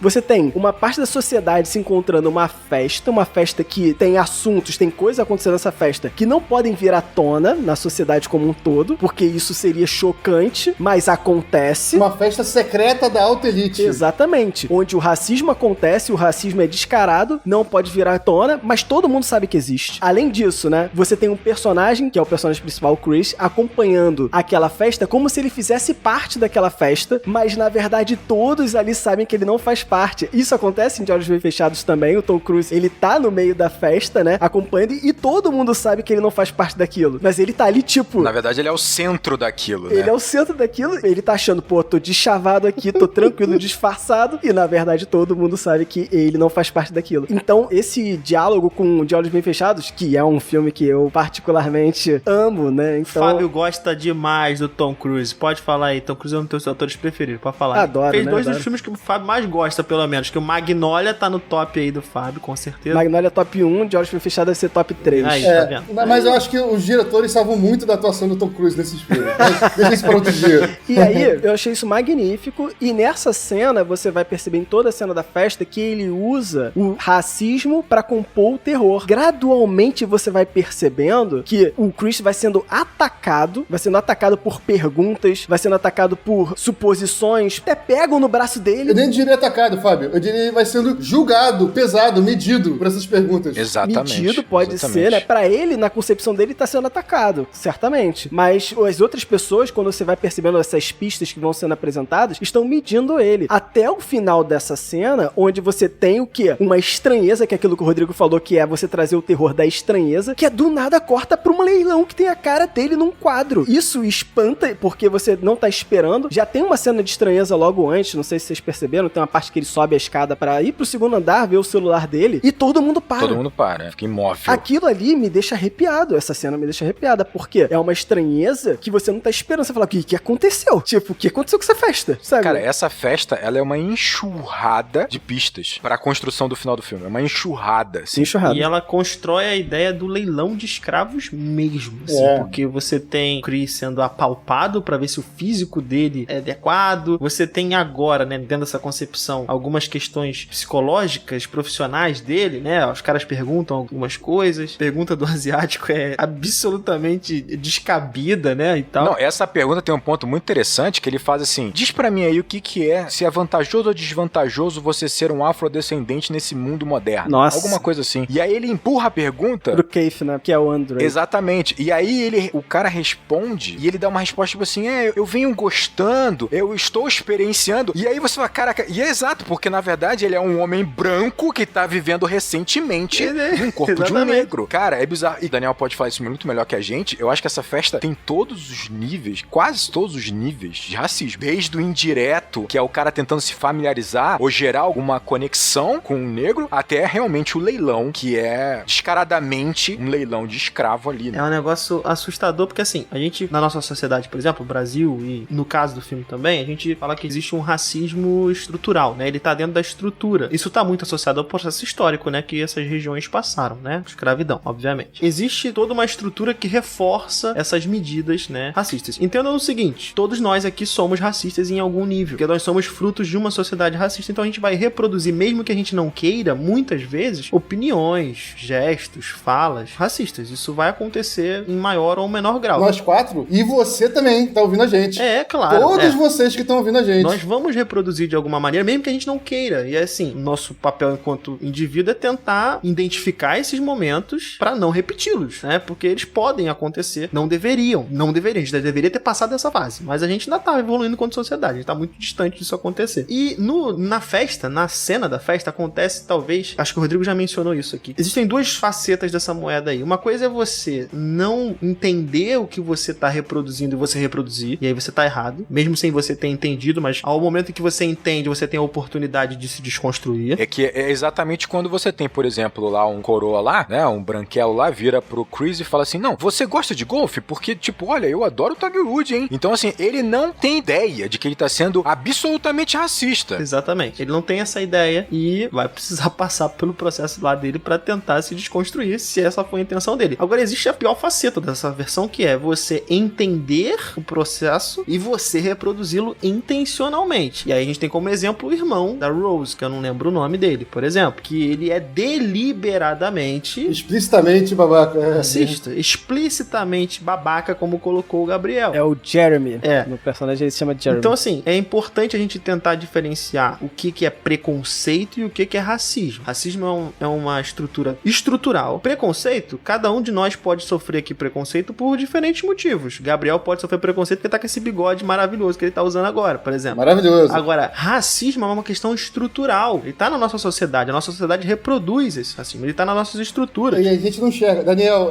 até queria trazer... Tem aquela metáfora bastante famosa, tal, que o peixe não enxerga a água, né? Onde ele tá nadando. Ele não sabe que aquilo é água, porque pra ele aquilo é simplesmente toda a realidade que ele conhece. Como ele não conhece o mundo sem água, ele não consegue, de fato, enxergar a água, né? O racismo, de certa forma, é isso. Se o racismo é estrutural, se ele faz parte e permeia todos os laços de nossa sociedade, muitas vezes ele é invisível pra quem tá vivendo nessa sociedade. Se você não começar a olhar atentamente. O racismo, ele é, de certa forma, como o filme traz em seu simbolismo, a hipnose. E nós estamos na sociedade. E todos nós estamos hipnotizados. Todos nós temos dificuldade de conseguir enxergar a água. Mas aí, o filme também faz essa distinção entre a pessoa que está hipnotizada e um grupo em particular, que são os hipnotizadores. Aí, esse grupo em particular é esse grupo que, de repente, o Daniel trouxe aí. Só trazendo aí com os elementos de simbolismo do filme. Cara, nessa cena da festa, tem uma cena que me angustiou demais, que é quando o Chris já tá no quarto, né? E aí ele vê que alguém mexeu no celular dele, foi a Georgina, né? E aí a Georgina vem pedir desculpa pra ele. Essa cena, pra mim, ela é de fato aterrorizante, sem ter nada de terror em si, de horror. E aí eu concordo totalmente com o Jordan Peele quando ele diz que o filme dele é um thriller social, porque o terror está no homem, na humanidade. Por isso que é um thriller social, tá na sociedade o terror. E cara, você vê a Georgina, ela tá pedindo desculpas pro Chris, e ali dentro dela, quem tá falando obviamente é a avó branca daquela família que tá falando lá, tá se comunicando com o Chris, e dentro dela, lá do fundo do fosso, como a gente falou, surge a Georgina, quando ela se reconhece em Chris, quando ele comenta algo assim, ele fala assim, olha, eu também me sinto muito desconfortável quando eu tô rodeado de brancos. E aí ela chora. Dali surge Georgina, né, do âmago dela, assim, chorando, querendo se manifestar, né, ela presa naquele corpo que era dela, mas agora quem é dona é uma matriarca branca, caucasiana, escrota lá. E cara, o olhar daquela atriz, o choro dela de estar preso, ela tá presa no próprio corpo, cara, é desesperador. E aí ela começa a falar o não, não, não, não, que é a branca, a velha lá, tentando controlar e manter a situação no controle, porque a Georgina tá se manifestando. Ela quer se livrar, ela quer ter domínio do corpo dela de volta. E, cara, é uma cena de 1 minuto que, meu Deus, cara, que atuação é essa? Que momento é esse? A câmera não para, né? A câmera fica focada nela ali. O diretor falou até que se tivesse um Oscar pra coadjuvante do coadjuvante, que essa personagem é uma coadjuvante do coadjuvante, né? Se tivesse um Oscar, seria dela. Porque, assim, ela tem essa cena. Ela só tem isso no filme, né? Propriamente isso. E ela entrega, né? As palavras que ela fala são super educadas, né? São de desculpa. O tom é educado. A boca tá sempre sorrindo o tempo inteiro. E o olhar dela tá completamente distoante de todo o restante do corpo dela. É uma atuação realmente bizarra dela. Você vê uma alma saindo pelo olho dela, sabe? Pedindo socorro. É alucinante. Cara, eu vou te falar que aquele momento eu sofri com ela de verdade. Eu fiquei angustiado, eu sofri pra caramba. E aí todo o tema do filme pegou. Foi uma pancada em mim, sabe? É tipo, a Georgina representou em mim, fez eu sentir todo o sofrimento que ela tá passando, sabe? E aí não é só o sofrimento dela estar, né? Dela ter sofrido essa lavagem cerebral, esse transplante louco aí do filme, mas todo o sofrimento dela viver com a discriminação, sabe? Dela viver sendo podada, limitada, putz, cara, escravizada de alguma forma. Cara, essa cena é muito dolorosa, cara. É forte. Essa cena é forte demais. Pra complementar o que tu acabou de dizer, é muito interessante entender entender que hoje é o celular do Chris que vai tirar alguém de um transe, né? É essa ferramenta que a gente tem hoje aqui, que coloca tudo, né, disponível, que você pode registrar qualquer coisa. É, a internet. Coloca a história disponível, né?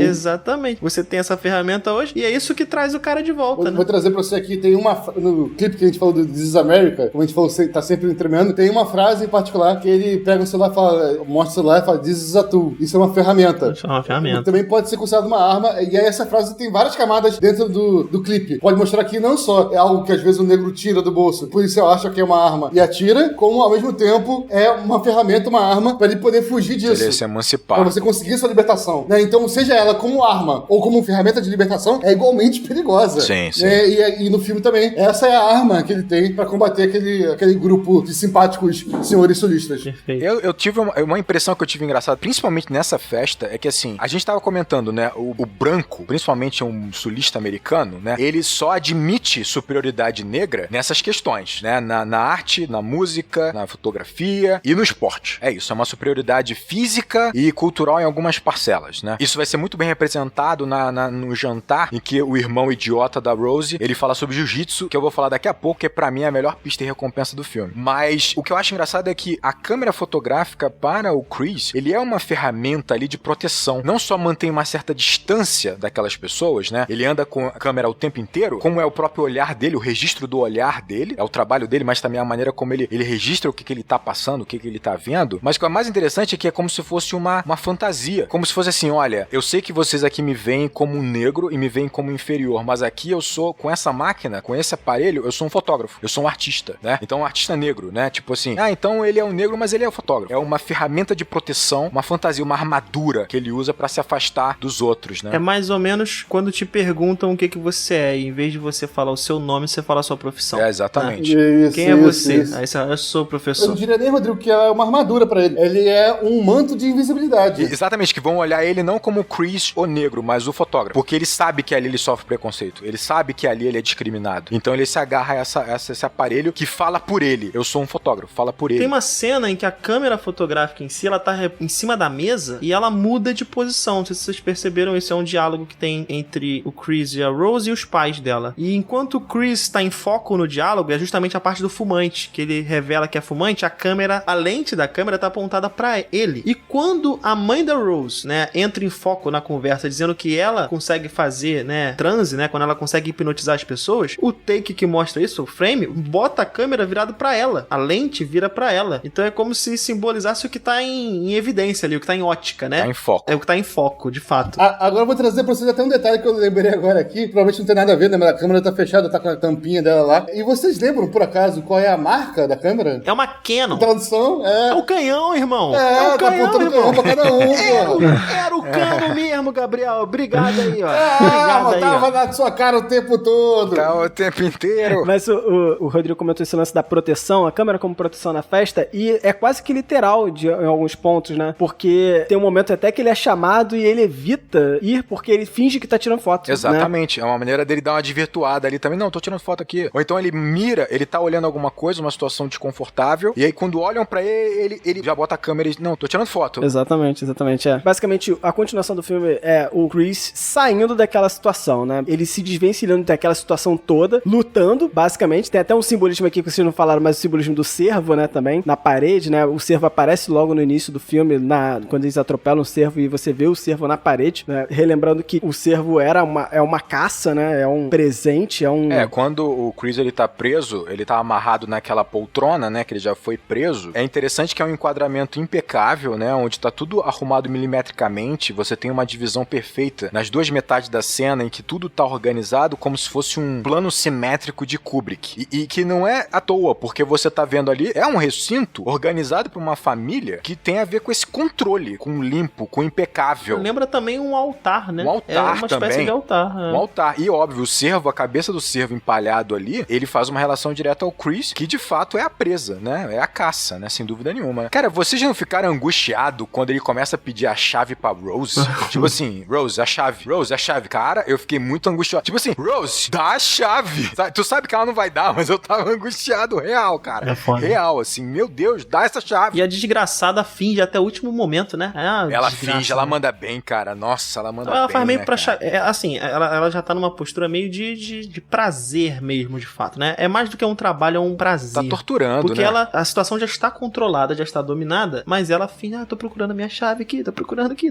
E tem mais um simbolismo, né? Porque se você for perceber, a cadeira, ela tem uma alça de couro, né? Que prende ele, né? Que se lembra uma algema, Sim. um escravo. Cara, o filme realmente é impecável nesses simbolismos, é uma coisa que chama muita atenção. Impecável, impecável. E pro final, o Rodrigo ainda tem ainda um paralelo que ele quer fazer com o jiu-jitsu. Seria isso, Rodrigo? Você comentou? Calma aí. Essa é a puxada, a gente tem que bater palma pro Fábio com essa puxada aí. O Fábio é muito Puta bom, que né? pariu, mano. Ele deixa você perdido. Meu Saca? Deus do céu. Cara, eu acho interessante que a partir do momento em que o Chris ele consegue escapar, que ele usa o algodão, como a gente mencionou, né? Que é um belo simbolismo, ali tem uma escolha muito clara e muito interessante do Jordan Peele, porque ele comentou, ele falou assim, ó, nos filmes de terror, o primeiro a morrer quase sempre é um negro. Ele morre de uma maneira estúpida e rápida. Só que aqui, ele é o herói. Ele não só ele vai fugir, ele vai vencer, e ele vai vencer cada um de uma maneira muito simbólica, muito característica. Então, tipo assim, por exemplo, o pai, ele vai cravar o cervo, ele não é a caça, ele vai cravar o cervo que ele tanto odeia, que o pai tanto odeia, vai cravar os chifres do cervo no peito dele, meu. Eu não sou uma besta, eu não sou um monstro, então você vai ver o poder que eu tenho. E ele crava. Acho interessante você ter falado isso, Rodrigo, porque eu esqueci de comentar um negócio. Se lembra da frase que o pai fala lá no início sobre o cervo? Sim. Ah, tanto faz, é um que morre. Ele usa um termo chamado book pra falar sobre o cervo. E nos Estados Unidos, na década de 70, com a opressão aos negros, existia um termo chamado black book, pra quando você tivesse um negro que desafiasse a uma autoridade branca. Ele era chamado de black book. Caraca, muito bom. Então, ele lembra ainda isso. Cara, o Jordan Peele tem domínio da história dele. Um controle absurdo da narrativa. Então, quando o pai tá falando toda aquela frase sobre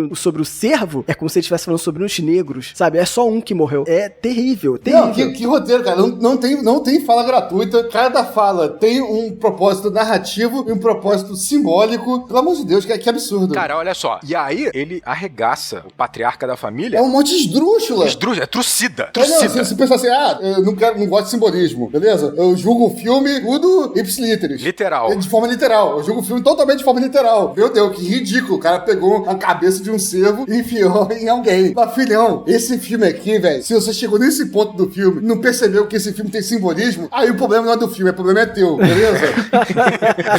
Vê de novo. O Gabriel perdeu a paciência. E olha só, e depois disso ele vai finalmente ter a luta com o irmão idiota da Rose, que pra mim é a melhor pista-recompensa do filme disparado. No jantar, quando eles estão ali naquela cena meio desconfortável, o garoto, esse moleque idiota, ele fala assim, primeiro ele demonstra aquela inveja, né, que o avô tinha pela questão física do negro, né? Ele fala, olha, se você treinasse um pouco, você seria uma besta, um monstro. Só que tem um detalhe, ele meio que admite uma superioridade, mesmo que só física, né, do negro, mas ele fala logo assim, ó, mas o jiu-jitsu é diferente. O jiu-jitsu você tem que ter inteligência. Ele faz assim pra cabeça, como se ele tivesse claro pra ele o seguinte, ó, você pode até ser mais forte do que um monstro aí enjaulado, mas eu sou muito superior a você intelectualmente, mentalmente. Ele ainda fala o seguinte, ó, você tem que estar 2, 3 jogadas à frente no jiu-jitsu. 2 ou 3 jogadas na frente. Isso é muito Essas irado, 3 é. jogadas na frente que é muito bom. O cara é um xadrista. O cara é... Eu sei onde ele vai chegar. Porque olha a pista e recompensa. Aí, no final do filme, ele pega o Chris no mata-leão. Então ali ele tá tendo uma superioridade física, por incrível que pareça, por conta da técnica, né? Ele sabe lutar jiu-jitsu, então ele trava o cara no mata-leão. Mas aí vem o Chris. O Chris percebe que toda vez que ele tenta abrir a porta pra fugir, O cara bota a perna. empurra a perna pra poder fechar a porta. Então o Chris tenta uma, tenta duas, e aí ele percebe que, cara, já sei o que fazer. Olha a terceira jogada, ele tá 3 passos na frente. Exatamente. Ele faz intencionalmente pro cara esticar a perna e aí ter distância suficiente pra ele enfiar uma faca no joelho do cara e vencer a luta. Ele vence a luta de forma intelectual, com a inteligência, 3 jogadas na frente. Cara, na moral,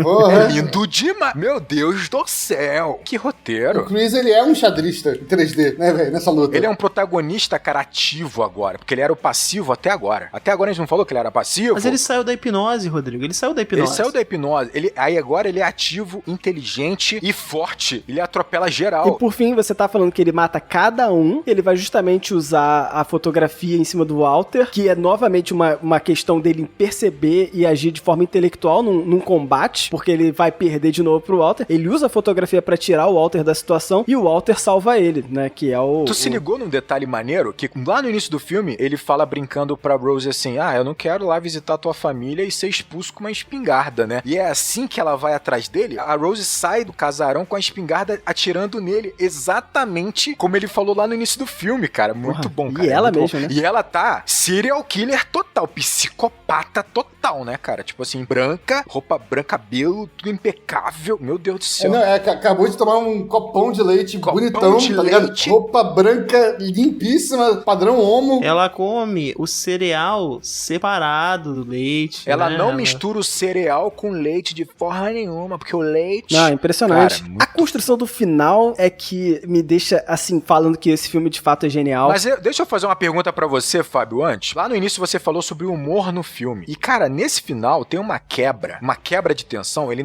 ainda tá preso lá, e do nada a cena vai pro Rod, e fica um tempão com ele, e parece uma sketch de humor. Porque ele vai fazer uma denúncia de desaparecimento do Chris na polícia, e aí todo mundo acha, obviamente, estúpido que ele tá denunciando. Tipo assim, eu acho que o meu amigo, ele foi sequestrado e virou escravo sexual de uma família branca rica. E aí, os próprios policiais, a policial, debocha dele, vira piada. Ela até fala assim, olha, pros agentes, assim, né, pros policiais, não fala depois que eu nunca fiz nada por vocês, hein. Teoricamente, essa cena de humor, ela tira muito a atenção, ela quebra muito a atenção. Isso podia até gerar um certo desinteresse ou uma certa desatenção do público. É um risco, né? Só que o mais interessante é que quando a cena acaba, você fala, é ridículo e tal, só que você se atenta pro fato de que o Chris agora depende só dele, porque o Rod não tem chance nenhuma de conseguir que a polícia vá investigar e procurar o Chris, então o Chris depende só dele. A sorte é que nesse filme nós temos um protagonista que realmente resolve as coisas sozinho, na força e na intelectualidade, na inteligência. Mais ou menos sozinho, Rodrigo. Mais ou menos agora sozinho. Eu vou permitir aqui fazer um remember de tudo que aconteceu no filme e como isso chega ao final, beleza? Teve aquela cena inicial ali deles indo pra cidade e a polícia aborda eles, e aí nesse momento, nessa cena, né, você pontua que a polícia daquela cidade é uma polícia racista. É a polícia. É a polícia. Símbolo máximo da repressão, né? É a página 1 do livro, né? Como a gente falou, no livro, a página em que todos estamos na leitura do filme, mas ele pontua isso, registra isso. A polícia daquele filme, primeiro desconfia do Chris, depois do restante. Pontuou isso, show de bola. Depois, como você muito bem disse aí, Rodrigo, o Roger percebe o perigo e tenta mobilizar todo mundo pra isso. E não dá certo. E a gente percebe, perdemos as esperanças no Roger. Exatamente. Ok. O filme agora, voltamos ao final do filme. Voltamos nessa sequência aqui, em que a namorada, eu acho que nesse momento até talvez seja a ex-namorada, né, do Chris. Eu não sei se eles não chegaram a terminar oficialmente, né, mas assim... Não tem maneira mais oficial de acabar um relacionamento, galera. Tiro de escopeta no... Aquilo tudo é normal do relacionamento, mas ela está com um rifle atirando nele loucamente. Sim. E aí aparece aquele ser, né, que é o avô, né, da família, dentro do corpo, né, do jardineiro, correndo que nem um maluco, e aí derruba o Chris, e tu pensa, agora acabou. Tá o Chris ali subjugado pela força física do avô e namorada ou ex-namorada dele chegando com o rifle calmamente. Aí, em certo momento, ele vira e fala pra ela, o avô, o jardineiro, naquele momento, filhona, passa aí o rifle pra mim que eu acabo com esse sujeito aqui. Isso depois do flash usado pelo Chris, hein? Não pode esquecer disso que é muito importante. Exatamente. Tudo se amarrando. Vai acabar. Deu merda. Acabou. Não tem escapatória. E aí ele pega a espingarda e aí nesse momento o ator esse ator brilha, você consegue ver pelo olhar dele que sai o avô, entra o corredor. Entra o Walter. Pelo olhar. O olhar é fundamental na atuação desse filme. O diretor normalmente também é responsável pelo controle da atuação dos atores. E todos os atores atuam pelo olhar, né? Então você vê um certo padrão aí. O olhar é absolutamente importante na atuação desse filme. Então nesse momento ali, esse personagem, o olhar dele muda, ele vira a espingarda pra mulher ali, atira nela, depois você vê pelo olhar dele novamente, o avô tentando voltar ao controle, ele aponta a espingarda pro Chris, que tá no chão subjugado, o olhar volta novamente ao controle do Walter e ele atira na cabeça dele. E monta-se um cenário. Naquele momento na estrada, em que tá uma mulher branca sofreu um tiro, caída, um cara negro com espingarda caído, né, supostamente um suicida, e outro negro, teoricamente, intacto, né, o Chris. O Chris, ele pensa, filhão, eu sou o melhor protagonista de um filme de terror, o único que pensa inteligente, e vou agir agora estrangulando essa mulher que quer me matar. E sobe dela e começa a tentar estrangular nela. Você pensa, ok, ele vai acabar o filme agora aqui, ele vai estrangular essa mulher, de repente vai dar ruim pra ele, mas assim, ela tava com uma espingarda tentando atirar nele, então, como diria ali o Luiz Gama, né, legítima defesa, né, em minha interpretação ali. Ok, é justo, Perfeito. é justo, ok, Aí, é justo. nesse momento, ela tá sendo estrangulada por ele, e você começa a ouvir um barulho muito difuso ali no fundo, e você vê que ela começa a sorrir. Exatamente. Enquanto está sendo estrangulada por ele, ela começa a sorrir aliviada, feliz, tranquila, light, leve, solta. E aí esse barulho do fundo começa a aumentar, e você vê que esse barulho de fundo é um barulho de sirene. Você percebe que a polícia está chegando naquela cena, e ela, sendo estrangulada, está completamente aliviada e tranquila, porque a polícia chegou. Esse é um exemplo de racismo estrutural, pontual, assim, pronto. Ela sabe que essa estrutura vai chegar pra salvá-la. Não tem investigação nessa situação. Tem uma jovem branca e um cara negro, a situação ali mesmo, amigo. Sim. Não tem questão. Cara negro com um monte de gente morta em volta deles e eles estrangulando ela. Não tem contexto. Não tem contexto aí. É uma situação extremamente clara. E se você não soubesse disso, previamente, como o Daniel disse, tava fora do Brasil, irmão, você viajou. O filme já pontuou pra isso naquela cena inicial que eu falei aqui, do policial abordando eles. O policial considerou ele culpado antes dela, imediatamente. Então o filme já preparou essa base pra você. Então você já tá pensando, sirene, a mulher sorrindo, beleza? Ferrou. Exatamente. Pô, deu ruim. E aí o diretor tá brincando com seus sentimentos livremente. Caraca, ele joga essa bola como ninguém. Que domínio de bola, que controle. Ele faz o que quer com você, seu zagueiro ruim. Ele controla a bola e passa por debaixo das suas pernas. Faz o que quer com você, beleza? Porque nesse momento que você tá tenso, a câmera mostra a sirene, aumenta sua tensão, a porta do carro policial abre e parece lá, aeroporto do brother.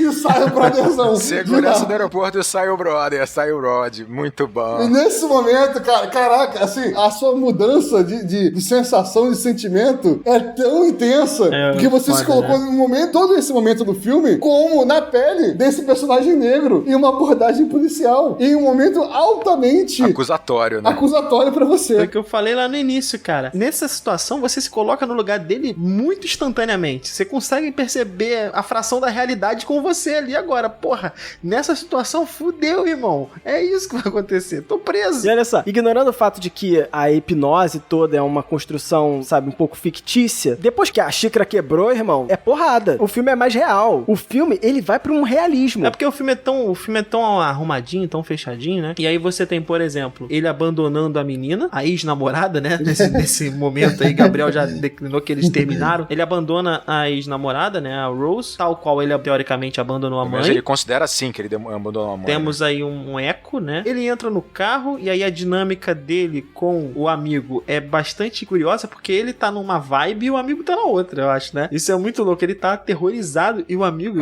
ele é do núcleo de comédia o tempo todo, assim. Tanto que ele fala, eu te avisei, mano. Eu te avisei.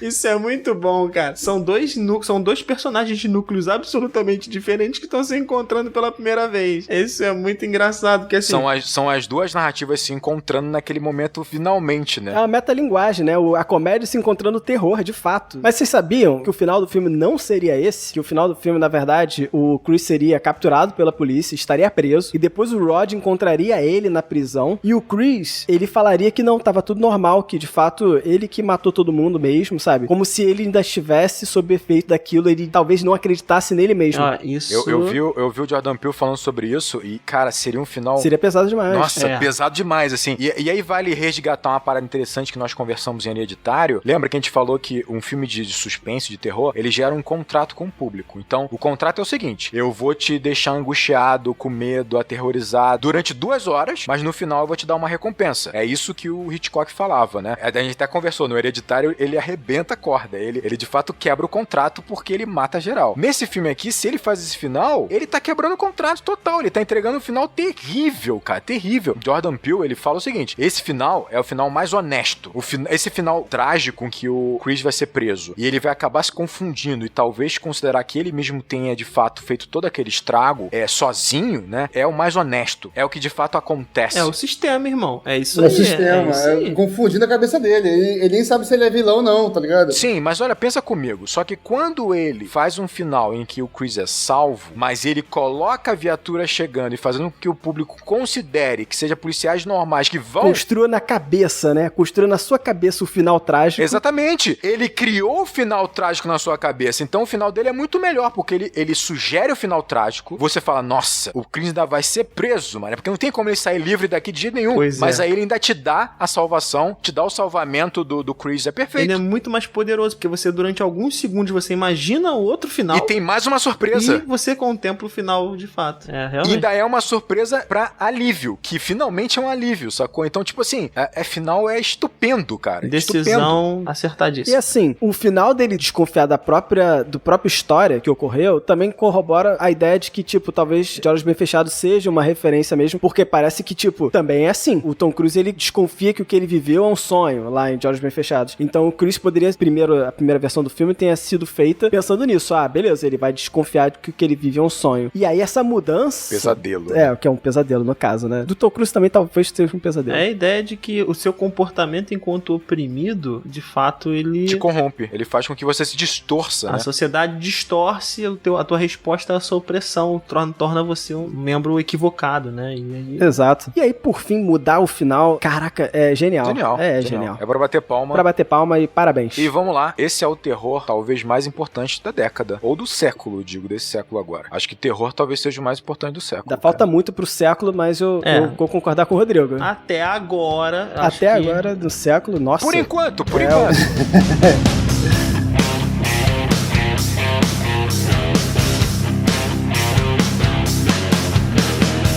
Tá bom, e pra fechar, se você quiser mandar uma mensagem pra gente, dizendo onde a gente acertou, onde a gente errou, críticas positivas, construtivas e negativas também, que sejam construtivas, por favor, você pode entrar em contato com a gente. Peraí, Fábio. Você pode entrar em contato conosco de várias formas, dependendo de como você consome a internet, beleza? Todos nós aqui temos personalidades distintas e consumimos internet de formas diferentes. Então, se você é um cara ali, porra, eu sou um cara fã de Instagram, consumo Instagram pra cacete, eu amo Instagram. Tem o Instagram do Enquadrando, né? Segue lá o @enquadrando_oficial, que é o Instagram que o Daniel cuida. Daniel é o nosso... Social media. Nosso social media. Cara, eu ia falar curador do nosso Instagram, né? Nossa! Ficou muito velho, né? Nosso social Só media. rivalidade. Show. Instagram bacana. Eu não consumo muito Instagram. Gabriel não consome Instagram, mas o Gabriel consome Twitter. Eu Então, consumo Twitter. E se você é fã de Twitter, assim como o Gabriel, no caso eu, o que você faz? Você segue lá o Enquadrando _, que é o nosso Twitter. além do Twitter oficial do Gabriel, né? Ou então segue o Twitter oficial do Gabriel, né? g.gaspar. Não, é arroba Cinema Gaspar. @Cinema Gaspar. Não, pode falar comigo também. Enfim, se tu interagir lá, o Gabriel vai interagir também e tu vai seguir o Gabriel lá na conversa, né? Não é assim que funciona lá? A gente conversa por lá. Sei como E é o que Twitter é funciona. minha área, minha zona de atuação ali é onde eu jogo em casa. Agora, beleza, eu não gosto de Instagram, não gosto de Twitter, o que eu consumo mesmo é YouTube. E aí? Aí é o Fábio. A gente tem agora o nosso canal do YouTube lá no Enquadrando, né? Que é só você seguir Enquadrando. Às vezes é muito difícil encontrar se você for no Finding lá do YouTube, né? Pois é. Se você tentar buscar lá na pesquisa do YouTube Enquadrando, às vezes é difícil. Mas se você escrever Enquadrando Cinema, certamente você vai encontrar. Qualquer coisa também é YouTube/C/Enquadrando, que aí você consegue chegar lá no nosso canal. É importante vocês se inscreverem lá no YouTube, no Enquadrando, porque primeiro tem material que só sai lá, não sai em outro lugar, e precisamos chegar a, pelo menos agora aí no inicial, o primeiro marco nosso é 1000 inscritos pra gente ter a nossa comunidade lá, né? Pra gente poder trocar uma ideia mais próxima pelo YouTube, né? Também. Muito bom. Agora, se você se corresponde por carta... Carta eletrônica. Se você é fã de Hamilton, você, sou tradicional. Eu gosto de correio. Viva o correio brasileiro. Só fala por carta. A gente não tem uma caixa postal ainda, beleza? Mas nós temos um correio eletrônico, vulgo e-mail, beleza? Então mande e-mail pra onde? Você manda lá pro contato@acaboudeacabar.com.br, que é o canal do nosso Gabriel Gaspar. Vocês aqui. estão muito animados, gente. Ó, tu deu uma ideia boa, hein, Gabriel? Eu vou criar aí uma Caixa postal? caixa postal, porque eu só tô aqui pra receber recebido, gente. Essa é a minha única coisa Ele aqui. quer receber uma espada Eu só quero do Senhor recebidos. dos Anéis lá pra completar o bagulho. Então é isso aí. Grande abraço. E bons filmes! Porra, programa fora do caralho.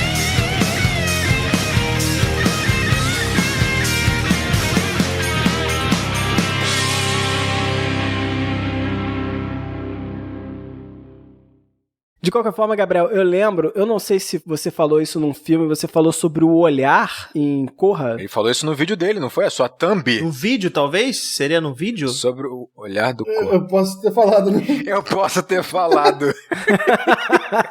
Eu lembro se você falou num vídeo lá do Acabou de Acabar sobre o olhar, os olhares em Corra, né? Que a atuação, ela tá muito pensando no olhar. Cara do Gabriel procurando o vídeo agora. Você lembra disso? Porra, faz tempo que eu fiz isso. Já temos o erro, Marcelo, todo seu.